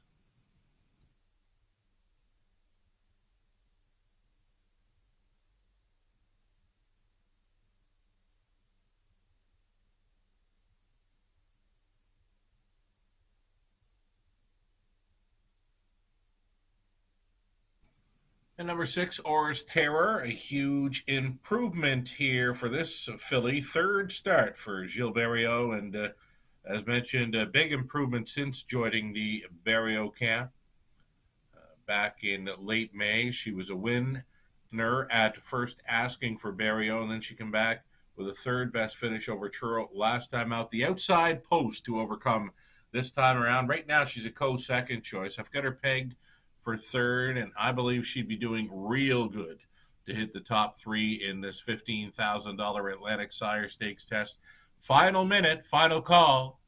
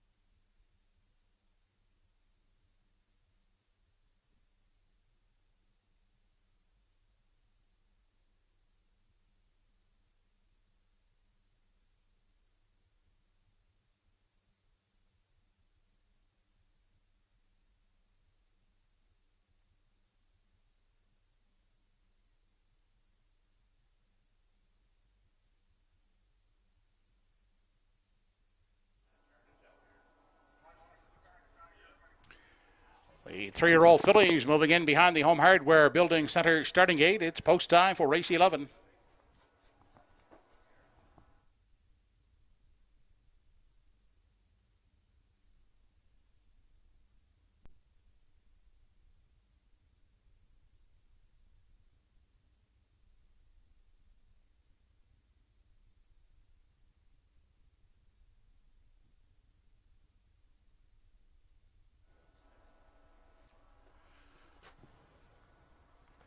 Race number 11 of the evening, the $15,020 A division.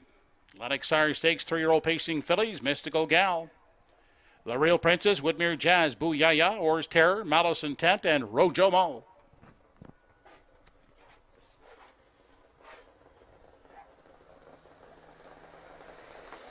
They're off and pacing away quickly. Is Mystical Gal, the Real Princess, Woodmere Jazz, 3 across the track, battling for position as they race to the opening 8th. And the Real Princess on the outside is pushing on to grab the lead. Mystical Gal will get away in the pocket, taking a seat in 3. That is Woodmere Jazz, followed away in 4 by Booyaya. Then back there in 5 is Orr's Terror. Next in line, Malice Intent and Rojo Mo is sitting at the back of the field. They arrive at the opening quarter. And it's the Real Princess to dictate the pace. Leads by 2 lengths as they race on over to the 3/8. Getting the pocket journey will be Mystical Gal. Then Woodmere Jazz holds down the 3 spot. With them in 4 as they continue off the turn. That is Boo Yaya. Back to Orr's Terror from 5. They round the turn, no change. They're still single file approaching the half. And up front there, led by the Real Princess. Still out there by 2 on Mystical Gal. Woodmere Jazz at the rail. Will stay in 3rd, out first over. Now here comes Boo Yaya starting up on the outside in 4. Now picking up cover is Orr's Terror on the limb from 5. Then back to Malice Intent, and still at the back is Rojo Mo onto the backstretch. Final time, the half 58 and 3/5 seconds. They head to 3/4, and they're still chasing the Real Princess out there, leading the way in the pocket. And getting a good journey second is a Mystical Gal. Outside first over is Boo Yaya in a 3 Oars Terror, sent to the 3 wide path from 4. Caught in traffic and at the rail, looking for room is Woodmere Jazz from 5. They head on to the 7/8. The Real Princess is still there. 2-length lead now as they race past the 7/8. Mystical Gal trying to hang on to second. On the outside, Boo Yaya still uncovered third. 3 high fourth is Oars Terror. Off the turn, 128 and 2. The story is the Real Princess drawing clear to win the A division easily here in race 11. Closing up, Oars Terror gets the place spot. It's tight for third. That is Mystical Gal trying to hold off Boo Yaya for show. The mile in 156 and 3/5.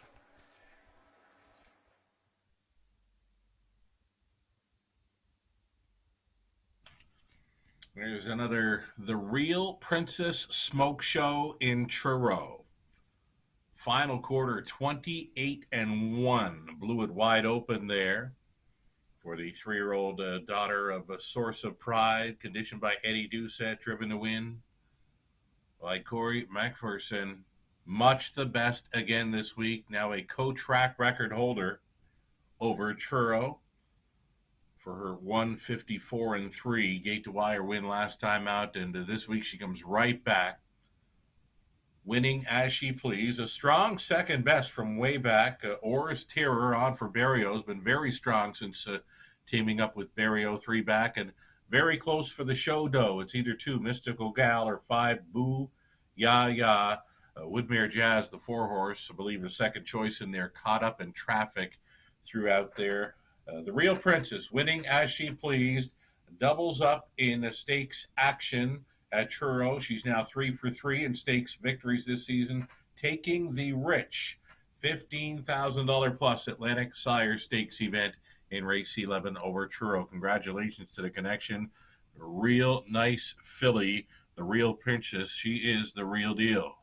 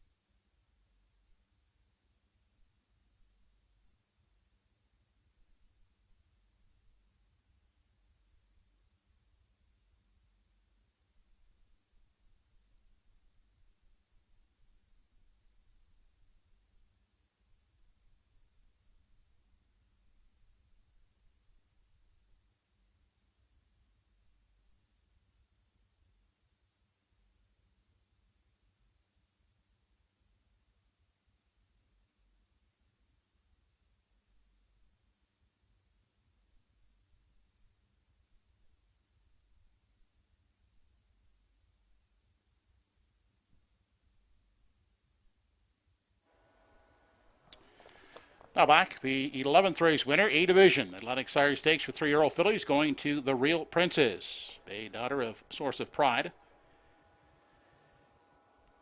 Owned by Eddie Doucette, Blaine Thibault, Gordon McLeod, and Grant Mann of Kensington PEI. Trained by Eddie Doucette and driven by Corey McPherson. The Real Princess taking the A Division in 156 and 3/5.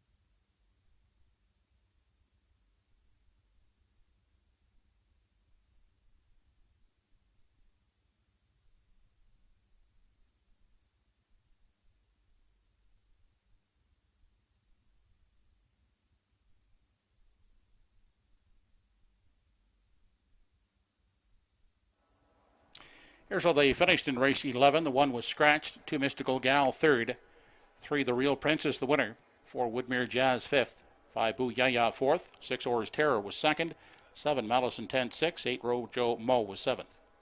28 and 1 the quarter, half 58 and 3, 3 quarters and 1 28 and 2. The mile for The Real Princess 156 and 3. From the top, Scratched 315 4267. 362 try, race 11, $79. 36 exactor, $21.60.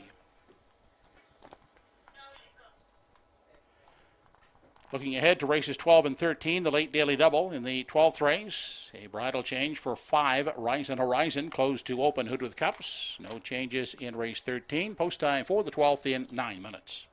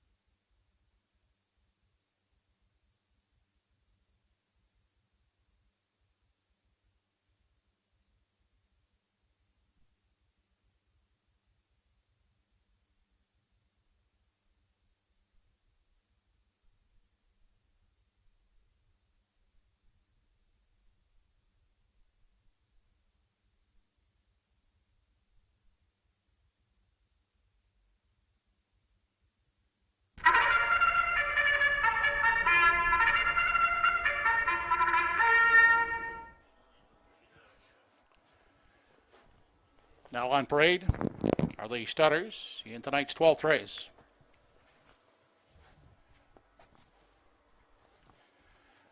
Number 1 is Well Did, by Well Did Horse Owners Club. Paul Angel driving.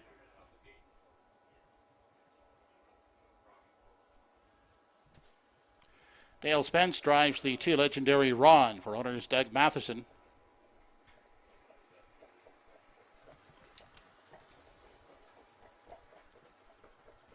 From post 3 is Big Engine with the owner Evan Wilson driving.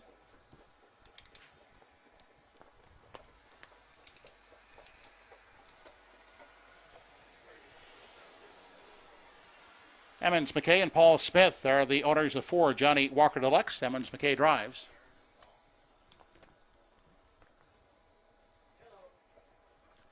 Darren Crow's in charge of number 5 Rise and Horizon for the Won't Back Down stable.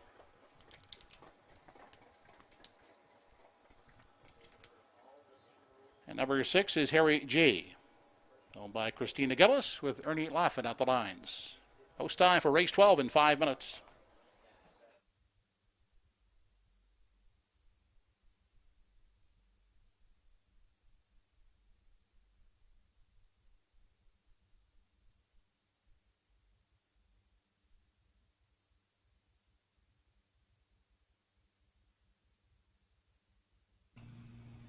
So it's 2 more to go at Truro. We're going to go to number 2, Legendary Ron here. It's the top class event for aged pacers this evening at Truro here in race 12. Number 2, Legendary Ron, does his best work when on the lead. The inside post certainly helps his chances to get to the top tonight. He shows a 55 speed in 2 of his last 3.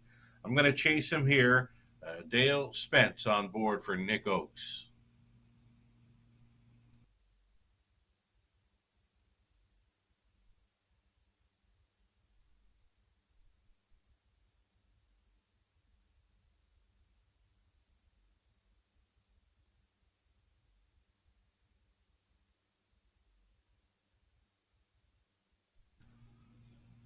Number 6, Harry G. He was a very good fourth in 156 and 1 last time out, and that was after missing a month of racing action. It's a tough outside post this week, but he's still playable. But demand a price 5-2. I'd be looking for at least 4-1 for number 6, Harry G. from that outside post 6.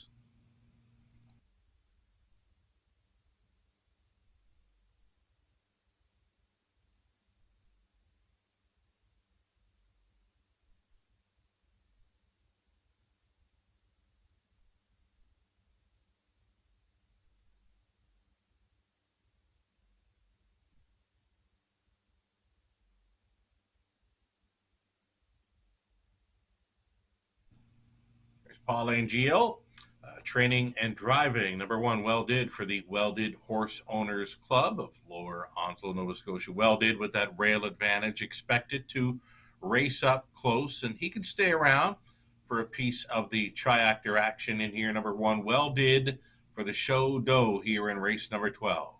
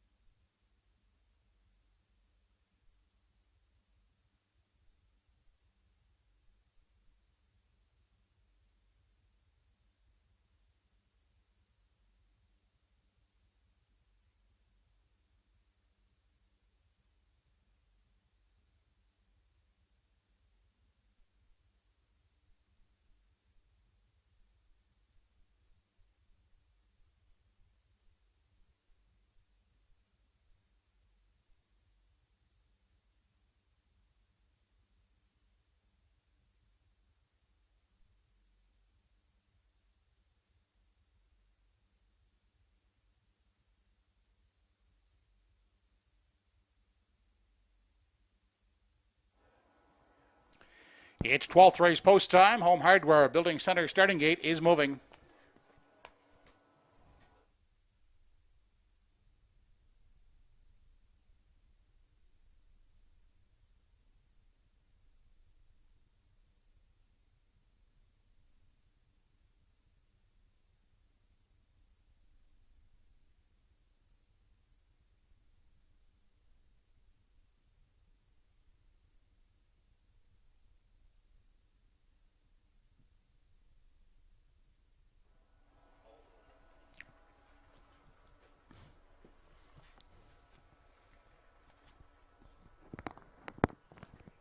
Twelfth race on the card. Well Did, Legendary Ron, Big Engine, Johnny Walker Deluxe, Ryzen Horizon, and Harry G.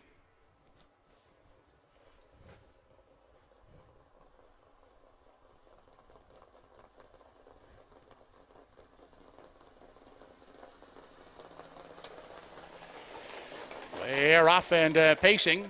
Legendary Ron away quickly, looking for the lead out the rail. That is Well Did, crossing over in 3, Big Engine. And pacing along in 4 as they make their way by the opening 8th and onto the backstretch for time 1. He's Ryzen Horizon and Harry G. As they continue on through the backstretch on their way to the opening quarter. Up front, the leader, he's Legendary Ron. Well Did takes the pocket journey. Then looking at it from 3, he's Big Engine. And the 4th in line is Ryzen Horizon. And we go back to Harry G, and at the back of the field is Johnny Walker Deluxe. 28 seconds flat was the quarter. They're single file as they arrive at the 3/8. Legendary Ron is showing the way off the top turn. Well Did will get the journey in the pocket as they approach the half. And at the rail and looking at it from 3, that is Big Engine. Starting up on the outside, here comes Harry G, advancing first over into 4. And Ryzen Horizon is now back in 5, and Johnny Walker Deluxe is now in 6 as they race into the lower turn. On to the 5/8 they head. They were past the quarter in 28 seconds flat, the half in 58. Onto the backstretch, and they're still chasing Legendary Ron, unpressured on the front end as they approach 3/4. Well Did is content to stay in the pocket. On the outside, that's Harry G racing uncovered. At the rail is number 3, Big Engine. Racing along in 4 as they arrive at the 3/4. Legendary Ron, Well Did, still the top pairing as they race on to the 7/8 on the inside. And pacing 3rd is Big Engine outside. Harry G is 4th, starting up 3 high from 5. That is Johnny Walker Deluxe, but Legendary Ron is stepping it up on the front end, drawing out now by 3. 1:27.4 was the 3/4. Down the stretch they come. It's all Legendary Ron stepping off to win it easily here in the 12th. Well Did will hold for 2nd, and the show spot will go to a closing Ryzen Horizon in the passing lane. The mile at 1:55 and 4/5.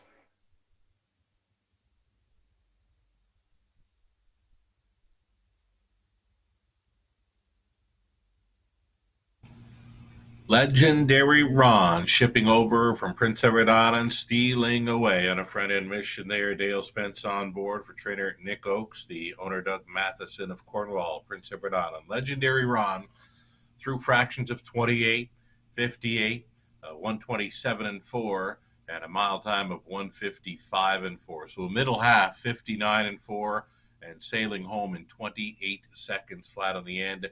Legendary Ron, they weren't going to catch him. All alone to be second best was the one Well Did.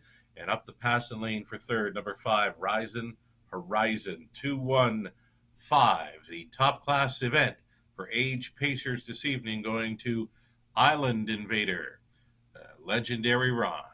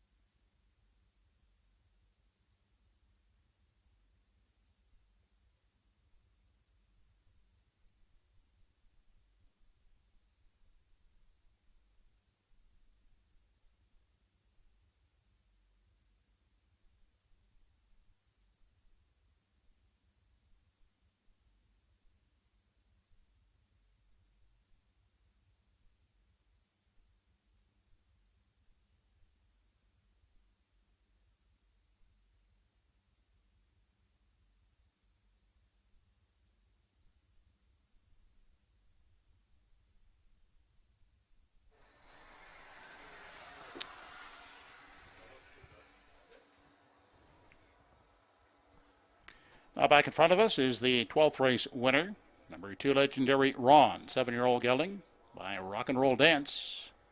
The Western Terradam, safe from heaven. But Doug Matheson of Cornwall PEI, trained by Nick Oakes. Dale Spence, the winning driver. Legendary Ron in 155 4/5.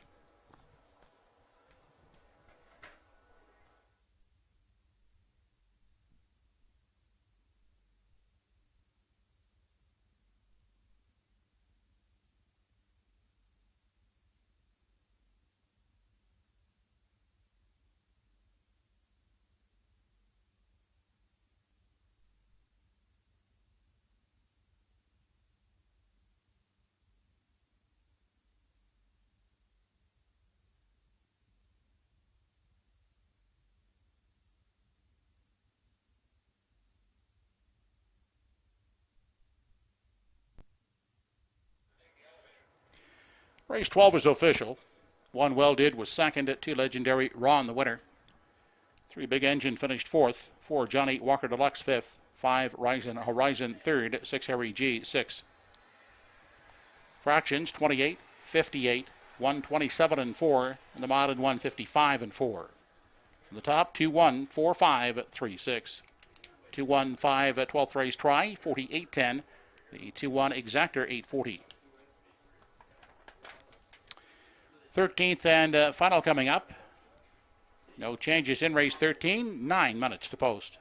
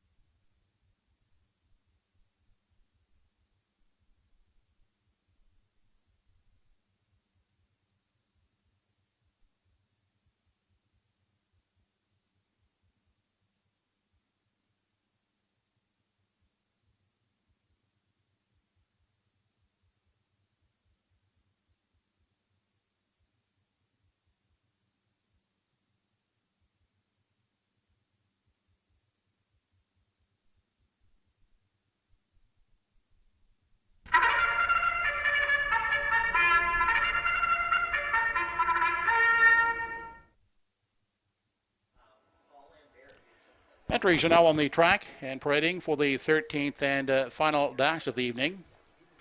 Race 13 in memory of the late Malcolm McNeil. Here's the field. Number 1 is Slightly Twisted, owned by Paul Burgess with Paul Angel driving. Greg Monroe drives the 2 entry, Don't Stand in My Way. Owners are Chuck O'Connor, along with Zachary and Helen Landry.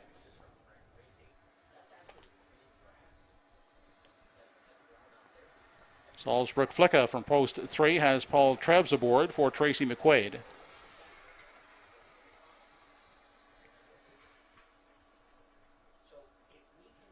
Lively Freddy from post 4, owned by Craig White. Darren Crow in tow.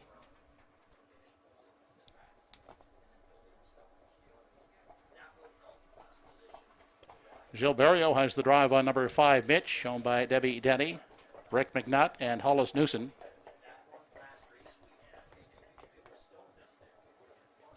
Leslie and Linda Parker's Godrow Machine is the 6. Kenny Parker up.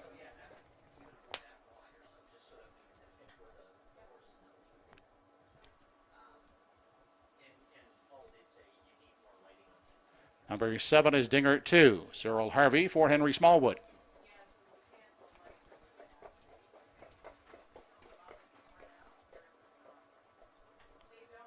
And from post 8, Camco Willow has Andy Campbell driving for owner Pam Moore. That's the field for the 13th and final. Post time in 4 minutes.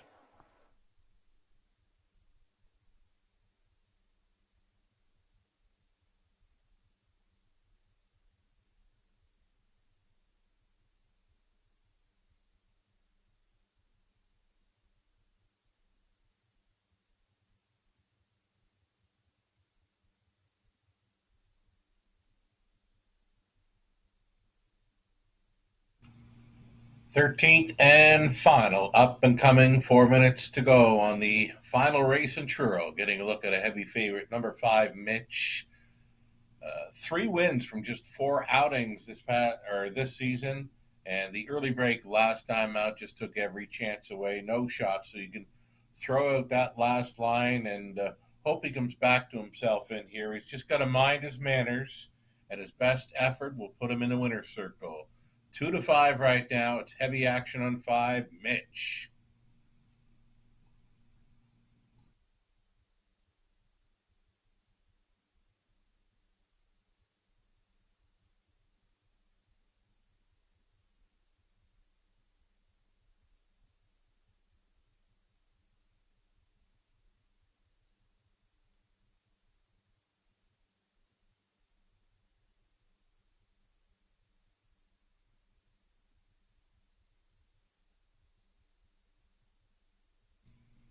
Here's the one slightly twisted right on the bit here for Paul Angiel. He's been second and third in each of his last 2, and he does show that 158 and change speed in his latest. That's good enough for me to use as a top 2 threat. Number 1, slightly twisted here in the finale.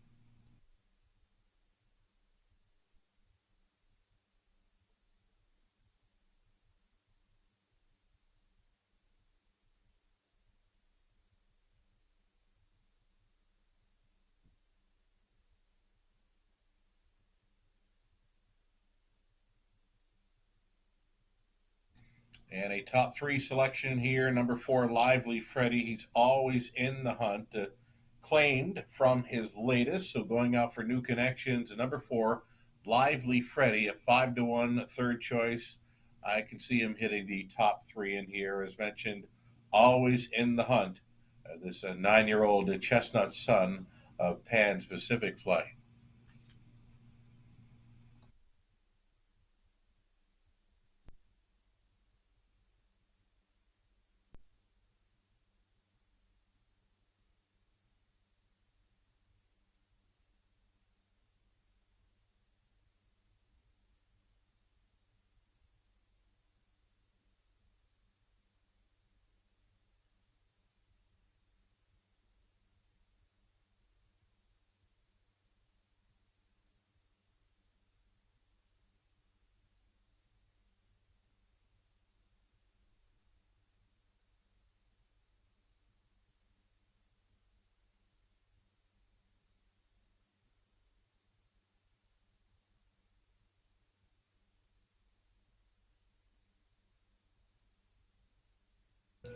We're getting close here, down to your final minute for wagering on the 13th and final race at Truro. Next card of live racing a week from this evening, the final race card in June for Truro Raceway, and then they get into a busier month of July. It appears the starting gate is getting set to roll into position. We'll get set to send things up one final time tonight.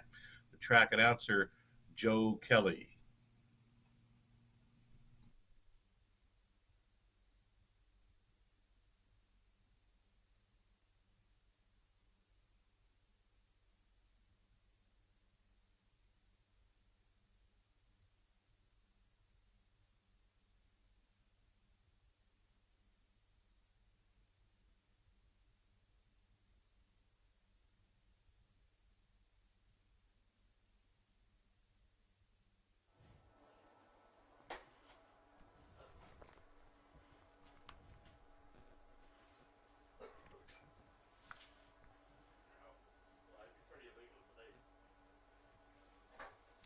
Stutter calls in the entries behind the Home Hardware Building Center starting gate.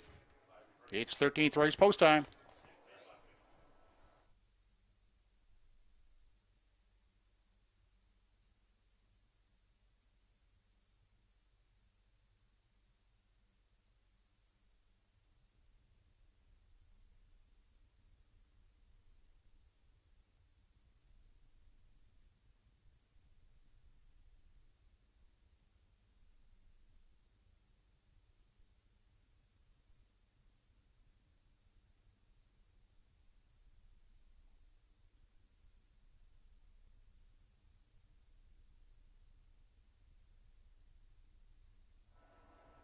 '13th and final race of the evening in memory of the late Malcolm McNeil.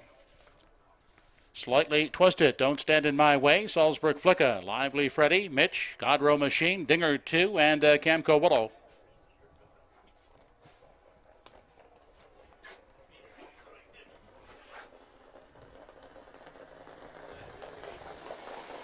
They're off and pacing. Lively Freddy is away quickly, Slightly Twisted down at the rail, gets away racing second as they travel into that first turn. They're racing on to the opening eighth and grabbing that early lead. That is Lively Freddy.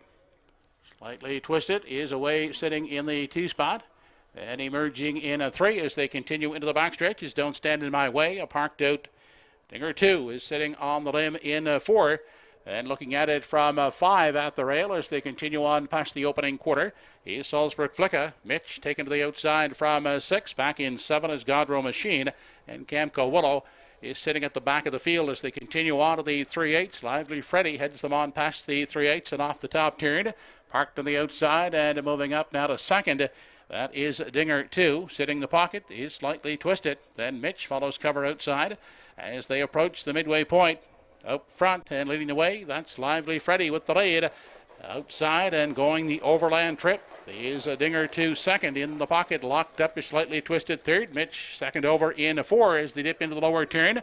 On past the 5/8 on the inside, Don't Stand in My Way is looking at it from 5. There goes Mitch into the 3 wide lane as they move on to the backstretch for the final time. A half in a minute and 2/5 seconds on their way to 3/4. Lively Freddy, the one to take down. Here comes Mitch up on the outside second.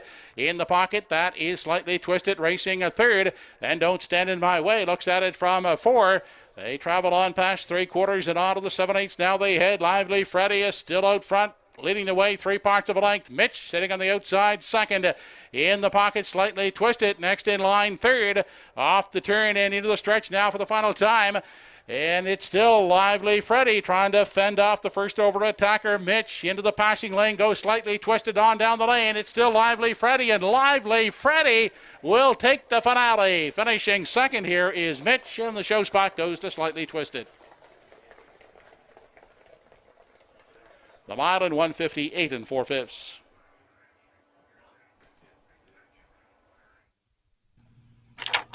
So Lively Freddy off the claim. Very lively tonight for Darren Crow. Trained by Clayton Stevens now for owner Craig White off the claim. $5,000 tag last week. In for the same price tonight. And he wires them up, pacing in 1:58 4. Lively Freddy gets career win number 40 right here at Truro Raceway. Lively Freddy, final half 58 2, and he could not be caught. Mitch out, I believe, most of the way there. gutsy effort to finish second best, and finishing third, the pocket sitter slightly twisted. It appears to be a 4-5-1 try in the 13th and the final. Again, Lively Freddy shows up there. The handsome chestnut son of Pan Pacific Flight at 9 years gets his 40th career victory, and he's on his way back to the winner's circle at Truro. That'll do it for me this evening at Truro Raceway. Joe Kelly will have the winner's circle with a Lively Freddy coming right up. And on behalf of all of us with the Universal Media Studios out of Charlottetown, thanks so much. And we'll join you again next Friday evening for more racing at Truro Raceway.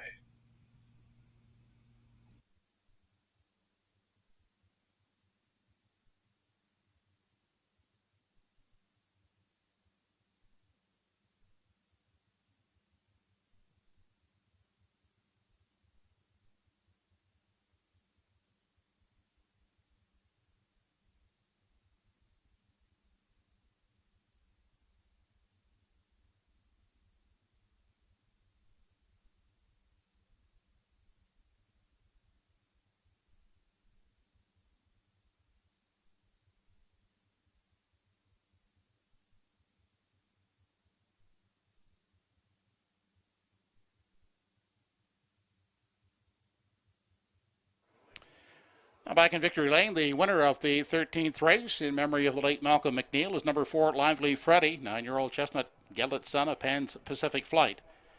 It's owned by Craig White of Hilden, trained by Clayton Stevens, and driven by Darren Crow. Lively Freddy in 1:58.4.